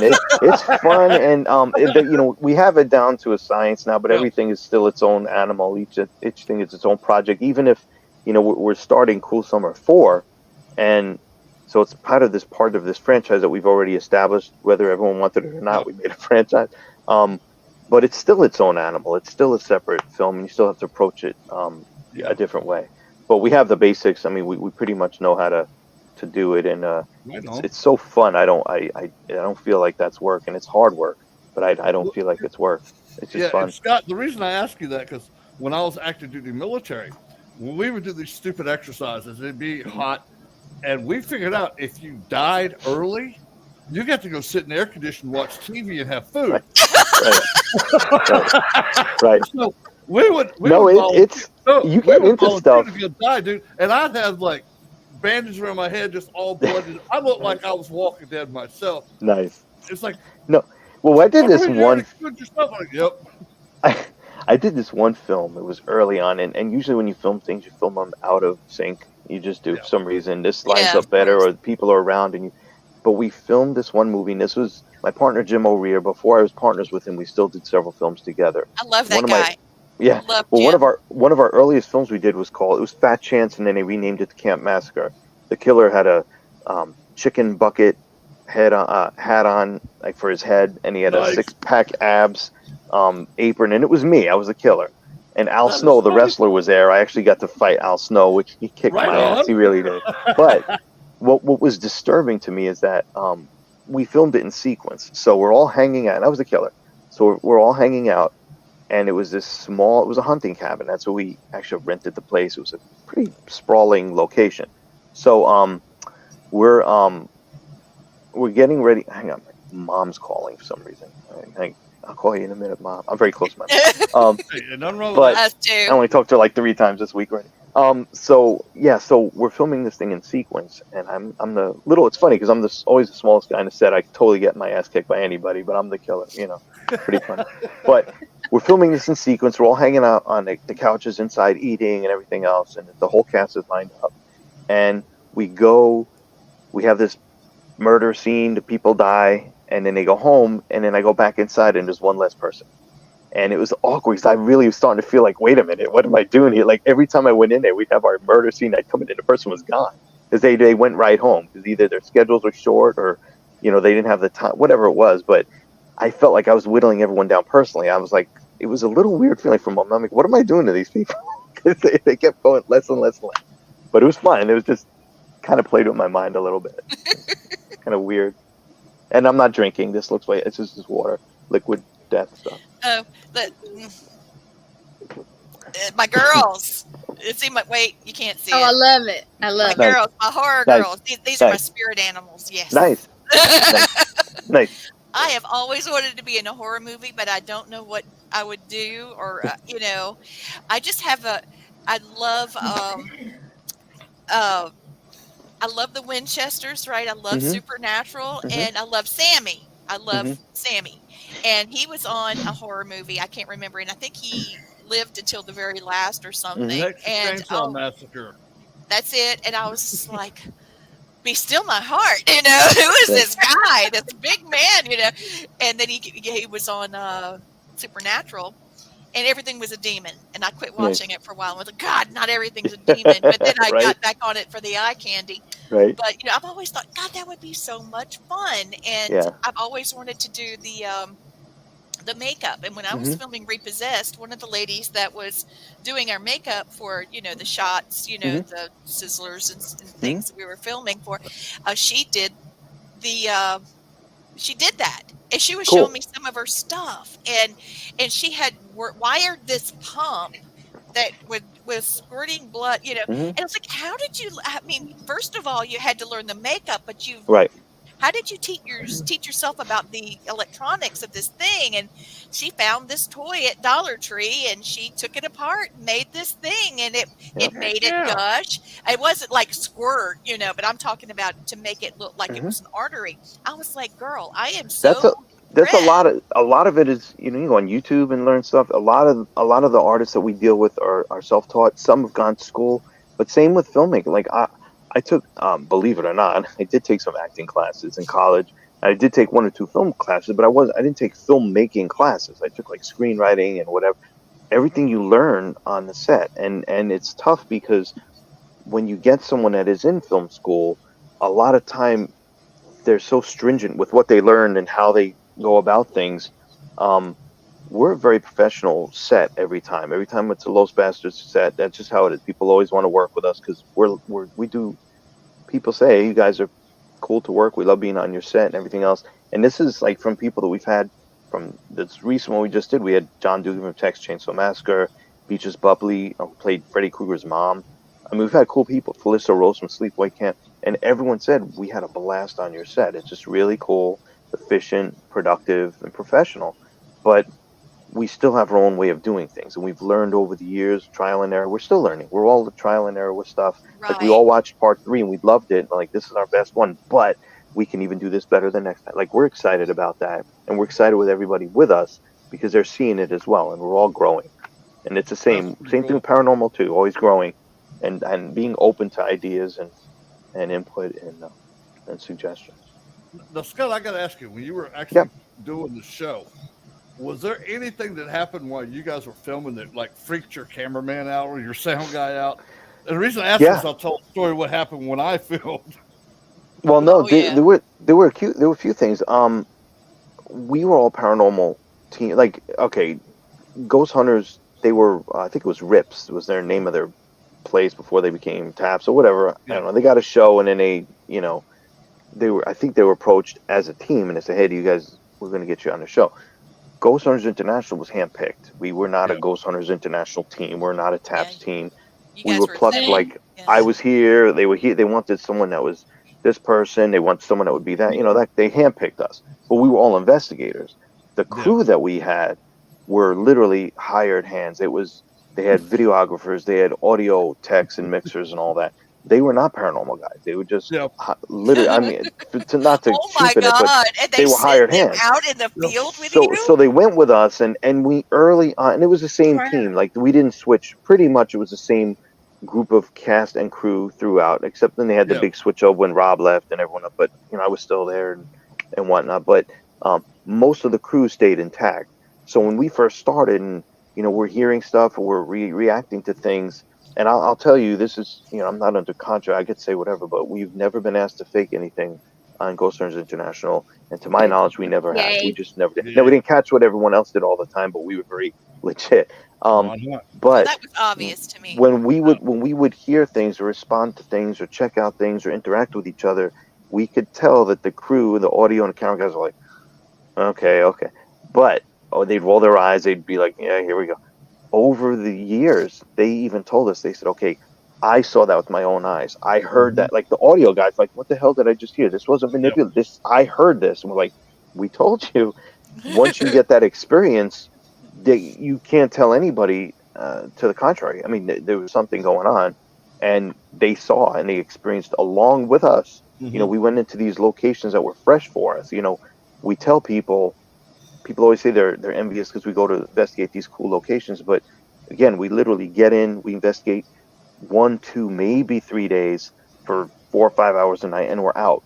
That's it. And that doesn't mean that a place wasn't investigated. That means or wasn't haunted. That means when we went in with 20 people and cameras, we either possibly documented something or did not. We never say it was haunted or is not haunted because when we were there, we didn't experience anything. But what the hell, if something's in there and you run in with 20 people from another country, they most, chances are they're going to be like, I'm going to sit this one out. I'm going to let them leave. So that doesn't. Or they're going to sit back and go, let's look at these guys. What if they do it and here? So, but when people are in the States and you get to investigate, like I know quite a few paranormal investigators that have frequented the same location over the years. That's enabled them to not only establish a kind of relationship with the place, but you establish communication with the energy that is in this location, with the family that owns the place. You can tell if it's certain weather that may affect differently. You get the opportunity to go back and build on that and actually maybe solve mysteries or solve cases or provide answers. We were never afforded that luxury. So while we were able to go overseas, that quality I feel wasn't our quality was good, but the quality of establishing a long-term whatever, with the exception of getting emails and calls once in a while from people, there's some of them that still keep in contact with us over the years. But most places, I mean, we did our best, but when we were there for that short time, it's really tough to give a definitive answer. It really is a snapshot. It's barely a snapshot. I mean, it's really because you're dealing with your own. But you're dealing with the, even if we went to Peru, we're busy trying to acclimate with half oxygen level and everything else and having to invest. It's a lot going on there. So It's much to very, overcome. You guys were in Chernobyl. We weren't, but someone was. I don't know. We weren't. We weren't. You guys went into Chernobyl with the suit and everything. No, I didn't. That was Rob D did. No. We all had those white suits on, those Oh hazmat yeah, suits. yeah, yeah, We yeah. were in. No, we were in. I believe that was. Oh shoot! I was trying to find the episode before you I came don't know on if it so I was could bring it up. I Serbia. can look it up. No, it was Serbia or something. But what we did, we had been investigating a whole day, and we went into this big room that was like an airplane hangar. It was huge, and it was filled with dusty. I don't know what it was. Gas masks from World War II. Oh Oh, wow. And we're okay, walking okay. around. We were there all day. It was in a jungle, and then we got to this hangar. The second day when we're there, the production team comes up to us and says, "You guys should put these on." We're like, "Well, thanks." What about the first day? Right. But yeah, though, and that was. I'm trying to think. I don't know if it was Serbia or it was Belgium. It was Belgium. Okay. It Okay. was Belgium. That was a crazy time. But yeah, we've had a lot of experiences like that. We have a lot of experiences like that. But you're When I dealing with that, and it's very hard to investigate when you're just trying to acclimate yourself to the elements. Oh, yeah. We went to, I think we went to I think it was New Zealand. It may have been, but they literally told us, you know, they would call you. We would get home and dump our clothes out of the suitcase into a washing machine, dry them, and throw them back into the suitcase. Like that's how we didn't have time to fold them. We didn't have the luxury for that. And they would literally call you up on Monday and say, Wednesday you're going to fly out to New Zealand. Go get your shots. So half time, when I had to go get shots, I had to get a malaria shot and a yellow fever shot, whatever. And I remember the doctor saying it usually takes 2 weeks to take these pills to take them to get them to take full effect. You may not be fully provided. I don't have time. We have to go. So I remember one time, and I don't like needles anyway, but I had three. I look like a drug addict. I had 3 needles in one arm, 3 needles in the other, and in one day. So you're dealing with all that, and then you get to another place, and you're trying to investigate, and you're still trying to acclimate yourself. It's rough. It's rough, and we weren't not exactly young and fit. If you saw the show, Yeah. you know, it's like Scott, wobbling around. Yeah, it wasn't.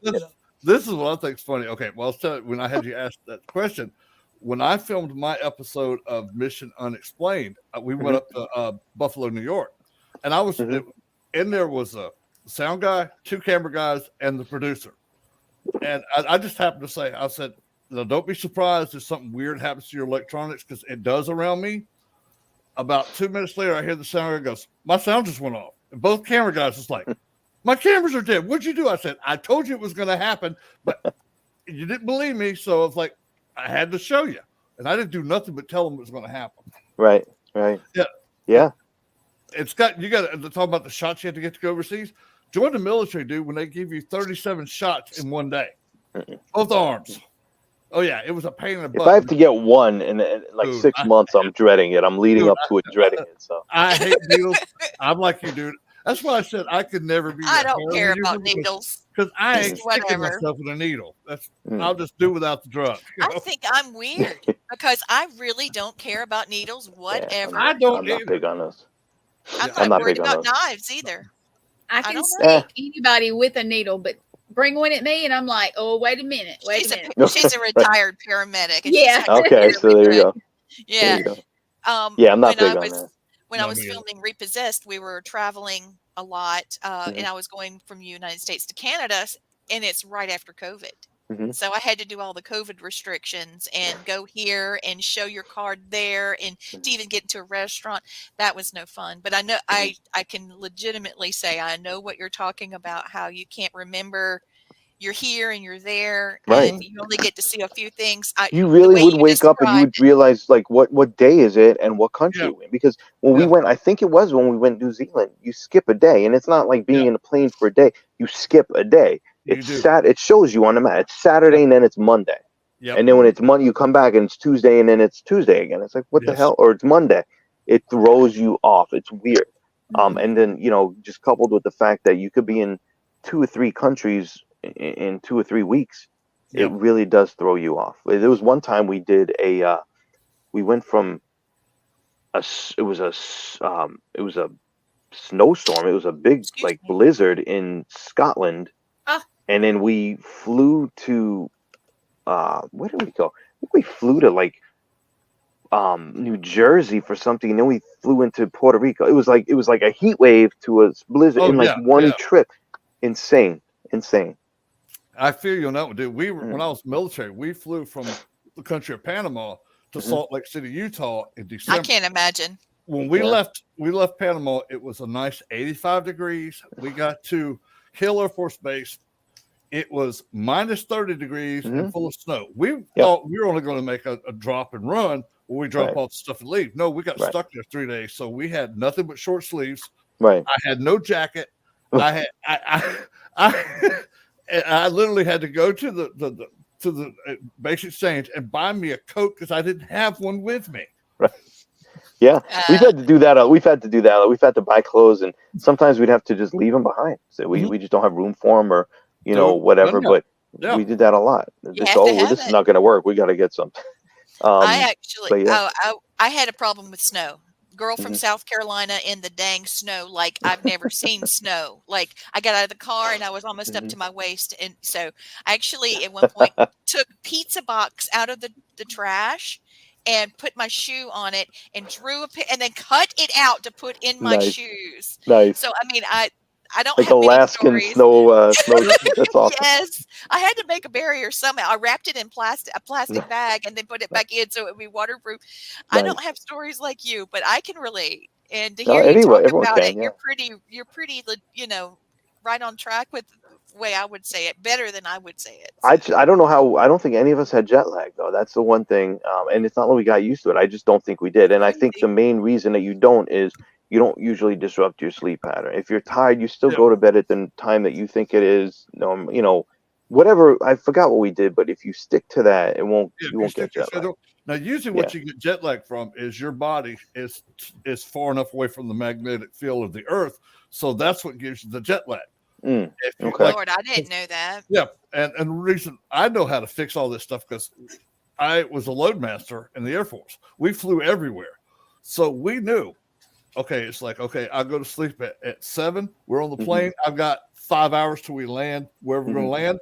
I get my 4 or 5 hours of sleep, hit the ground running, be ready to go. Right. Yeah, I don't get much sleep anyway, normally, so because I'm a morning person and I'm a night person. It works out pretty well. I'm going to swing back over to your horror movies real quick. Yeah, I saw a picture of you with a gun and you were drawing down on somebody, and man, you looked like you were about to blow someone away. What was that poster? Yes. Yeah. What was that about? Was that Nightblade? I don't know. It might have been Nightblade. That was You had a pink shirt on?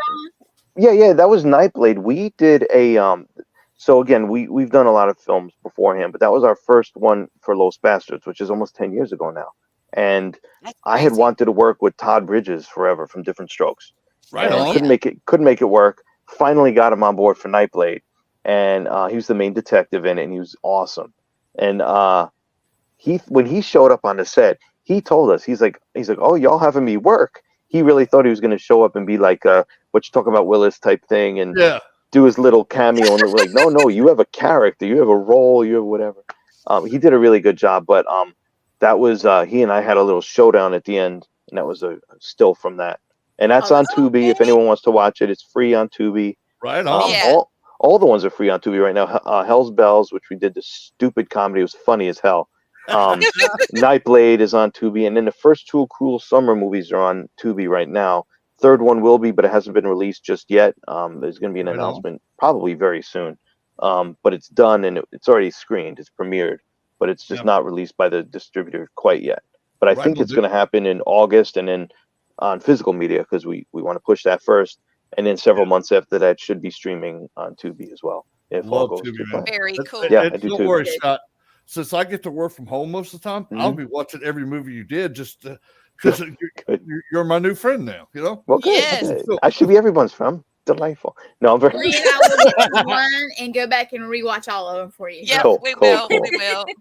I was never big into streaming at all, and I'm like, you hear the horror stories on how no one makes money anymore. This, and I have to be honest, we got our first. It takes you a while to climb out of the hole. Sometimes you never do, but the distributors they have such a high overhead that they either manufacture or it's just high anyway for marketing costs and production costs and everything and art and promos and all. And first 2 Cruel Summers haven't been out that long, and I finally got something from them that said we are now making money for the film. I'm like, okay, cool. Yay, so we got our first statement and I looked and it has every breakdown, and I saw how much we made from Tubi, and I'm like, oh my God, really? So I'm telling everyone, like, watch it on Tubi. It doesn't cost anybody anything, but it helps us out. So Yeah, it just does. jump. You don't even have to sign up Okay, if for it it. helps you Go to out, we Tubi. are on it. No, they're good. They're fun movies, but yeah, I mean, it's cool with Tubi. You don't have to sign up for it. You literally just type I love Tubi. Tubi.com, look I for the went to film, your play the movie. I Yeah. went to your bio you sent me, and I made a big trailer, and now Oh, I'm cool. on it, and I'm copying and pasting it in there, so everybody go spam everything that has Scott's Yep. name on Yes. it. Nice. Yes. Nice. Yes. Well, Make thank sure you. you show the love. Oh, yeah. Thank you. Thank you. And Scott, you get to hang out with us Crazy Three in September when we're doing the Deep South Paracomic Oh, Con. yeah. Yes, I'm gonna be there. I'm gonna be there Yes. one day. I cannot swing 2 days, but I'll be there all day on, I believe it's Saturday, Yeah. all day. You'll I'll be at probably everyone's We will disposal. come see you. What's that? We will come see you. Oh, Don't good. worry, Yeah, you'll absolutely. probably end up sitting next to us anyway, because that's the Okay, cool. all these You'll be like, God, is it time for him to go yet? Jeez. Oh, they'll be like, That'd be- Scott, No, you'll be we like, bring the party. You'll be on the Yeah. party bus, you'll be on the bus, party you bus know. with us. Good, good. But you've got to bring pictures of your VHS collection. Got to. Oh, See some so of it. jealous. Yeah. It's a lot. I was trying to count the other night because I added a bunch. I think for VHS, I'm maybe about 4,000. I'm not sure. It's a lot. That's cool. There's a lot. Yeah. Boy, I've you been know how on that long kick. that would take, like, if you ever want to convert them over where you can play them on any media, Mhm. that would take Who would want to do that? I know. Somebody would, though. It's Why? like, these kids now is like, I gotta have digital. How do you work this thing? I'm making fun of kids that VCRs because they don't know what the hell they're using. Right. So I just think it's funny. Hand them a VCR and a tape and says, "All right, Oh. watch this movie. Right? Watch them lose their mind. It's hilarious." Right? Well, right now I have like 30. I think I have 32 VCRs, and people are like, what? But I don't fix things. So if they just break, I just chuck it and Keep rolling. So Yeah, you don't know the secret to get the tape out. the tapes. I'll try to get tape out, but I mean, if something's wrong, I'm not going to be able to troubleshoot. I'll probably electrocute myself and burn the house down. No, So no, I'm not. That's not my, Don't do that. I'm not lying either. Like, that's totally what it is. God, you're a goof. Yeah, I can tell y'all from experience. On the bottom of the VCR, there's like 4 screws. Undo the screws, pop off the lid, pipe your tape. You're good. Put it back. Yep. So the Some pencil people know how to is do good. that. It's good for cassette tapes and VHS. Yes. Yes, And roll yes. that rascal right back up. Okay. So here we go. 1 card pull. Is that okay? Oh, sure. I'm not even whatever. Like, I don't know. What do you need me to do? Nothing. Pick a number or sit something? there. No, just sit there. Oh, okay. I have no idea. Yeah, that's fine. Just sit there. Just sit there and look handsome, buddy. Just sit there and look handsome. Man. Just grin. You want to do Just your smile, thing yeah. first, Gwen? Blaine, you want to go first with Yeah. him? All right, Scott. This is okay. I'm an empath medium. I have been for 59 years. One of the things I see for you is your films are going to start getting bigger and bigger. Production wise, distribution wise. You're sitting. Just tell me you're sitting on a gold mine with what you've got there, because you are about to be recognized for some of the film work you've already done, and it's going to lead to more opportunities for more acting jobs. Plus, your production company you're running with now is just going to get bigger, and you're going to be a known quantity very soon. That's my spirit guides that tell me stuff are just awesome because they don't lie to me. They tell me everything they see. So I tell like you it. everything they tell me. And I want to tell you this, you still have a very strong protective spirit guide that stands around you all the time. All the times you filmed, he was there with you. And Cool. y'all actually caught him on film a couple of times, but didn't realize it was him, like making noises in the background. Or he'd be the one come up to you and go, Scott. He's a photo bomber. Cool. All right. Like, Scott, don't take this step. Hold for a second. Okay. You stop for a second. You go, oh, okay. You didn't even know why. That was him. Okay. Okay. And I'll give you his name. His name is Walter O'Reilly. That's Okay. his name. He picked you as a spirit guide. Okay. While Mr. O'Reilly died, and Hold on. 1798, and he chose you before you were even born. Okay. And he's been with you in 4 of the past lives too. Okay. Well. And you will have him the next life you have. Okay. Yeah, that's what I was. Okay. That's what he told me. Okay. Now, Walter O'Reilly is also the name of Radar from MASH, not to be Okay. confused with him. No. Yeah. Okay. I love Radar. He's so cool. Okay, so, oh, Chris is Sorry. back. I'm glad you're back. I So, feel well. Sorry. Oh, I'm sorry, honey. Elvira is my girl, right? And she has made a fortune on B movies. She has a following, like a cult following. And I really feel like people are looking for that. I feel like people are wanting that again. I feel like we've gotten into a cookie cutter, fast paced world, and I think that the art that you're looking at, that you're working in, and that you're looking at, is it's not going to be a lost art. I feel like it's going to be something that's going to. I've been doing old movies, all kinds of old movies, especially sci-fi and horror on Amazon Prime. Amazon Prime. I can't stop watching Amazon Prime old movies. I can't stop it. But anyway, so the first card that I pulled, you have 2. It's the moon, and it's got a full moon and a new moon and all the stages in between. And when you're talking about a moon, it's meaning there's a time for everything. And what it also means is that you're intuitive. You can listen to your intuition. You've always been able to. I mean, anybody could actually say that. Watching your shows, watching your performances, and whatever thing you've done. So this is saying that is a gift of yours. Okay. And it's saying that you need to continue to follow it because you'll be getting messages. So take note of your intuition and your messages. The next one is your direction guardian, and very similar to your spirit guardian. Let me see if I can get it. Can you see it? Yeah, look, yeah. Yeah, I'm kind of blind anyway, but yeah. Okay, so this is it looks like a male, but of course it's an angel, so it's neither male or female. And it's got a lion on one side, it's got a lamb on the other, and it's got a power symbol in the center of it with a bird, like an eagle, I think, with his wings out and folded out like that and folded. And so what this is meaning is that your outreach will expand, and that you can go either the lion or the lamb. You can be either one of those personalities, and that your timing will be everything for each one of those. That you need to know, like sort of like a tree. Some trees have to bend in the wind, others have to remain strong like an oak. And so that's what's coming for you. I really feel like this is a path. This is actually an initial reading for what Blaine was saying. His readings are usually further out. This is your road to where he's saying I see that this is prosperity for sure. Okay, cool. And please tell Jim O'Rear that I said hello. I haven't talked to him in a couple years. He's been on my show off and on for this is my 11th season, so it's been a long time. And we'll get on the phone and we'll just talk, before we do the show, and we'll send each other memes and stuff. I hope he remembers me. It's been a minute, but okay, I'll let him know for sure. Yeah, he's been invaluable to me. I'm forever indebted to him. Amazing person, and to tell me that I'm the best partner he's ever had, and that he sees things in me and all that, it's huge.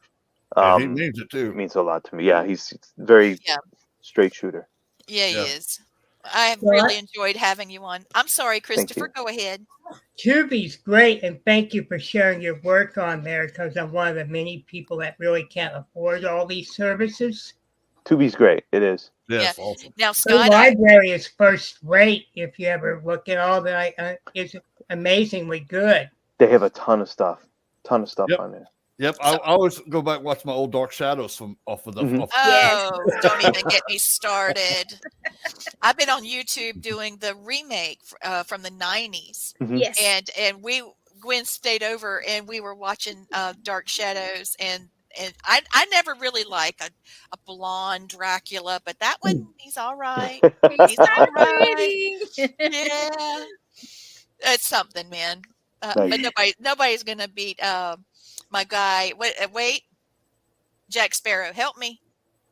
Johnny Depp. There Johnny he Depp. is. Oh yeah. Yes, that's the guy right there. And Do you Amber know? Heard, Amber Heard, you can kiss my foot. Well, you know, This is the Southern and girl. Lee, do you know in the movie that 3 of the original characters were at the door when Alice Cooper was playing in the house? Jonathan Frakes, who was Barnabas. I forget the lady that always had trouble with Barnabas. I can't remember her name, and the boy was at the door. So next I'm time you gonna have watch to go it, back. yeah, watch Yes. the door. They We're come to looking the at door. it again. Oh yes. See, you've done it again. Now I've got to watch. Yep. Well, Scott, we're going to see you at Deep South Yes. Absolutely. Paracomic-Con. I'm looking Absolutely. forward to it. Those of you that are watching, we've got us a ghosty horror guy, and it's all of that. Plus, he's a sweet person, not bad to look at. So you got a little bit of everything. And Blaine will be there. I'll be there. Christopher will be there on the show. We will be going live. I So will it's be gonna there in be fun. person. Blaine's going to Cool. be doing a great job. Actually, Blaine and I wrote a book that I'm going to go back and tell the folks from the Lantern Media Group about the Psychic Kids book that we Right on. wrote. It's a book about for parents to be able to identify children's psychic abilities That's and cool. some things that they can do to improve some of their abilities. Our second book's it's got to come out because so many kids have come out talking Yeah. about this, and parents need our help. So Listen to those kids. We I do. Listen to the know. kids. When you were saying that earlier, I was thinking, I need to tell him this. I need to Mhm. tell him this. But there's a Mhm. lot of children that have come to us at these Mhm. Yeah. Paracons that needed this, that needed Mhm. the validation. Mhm. And we actually have someone that all of us, Gwen, Blaine, and myself, and my husband, Christopher, in an indirect way, she actually was put on medication because she was psychic and nobody believed her. Mm-hmm. And Yeah, I believe it. she's discovering it now that hey,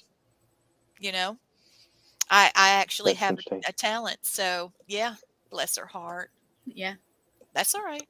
Well, I'm going to do a quick Native American blessing, and then Gwen's going to close us. Anybody have any last things to say?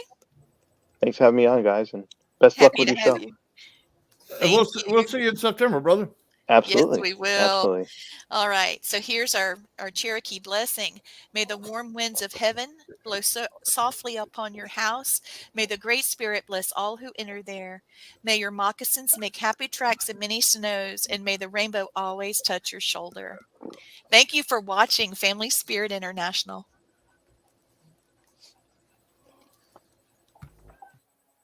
I think I hit it.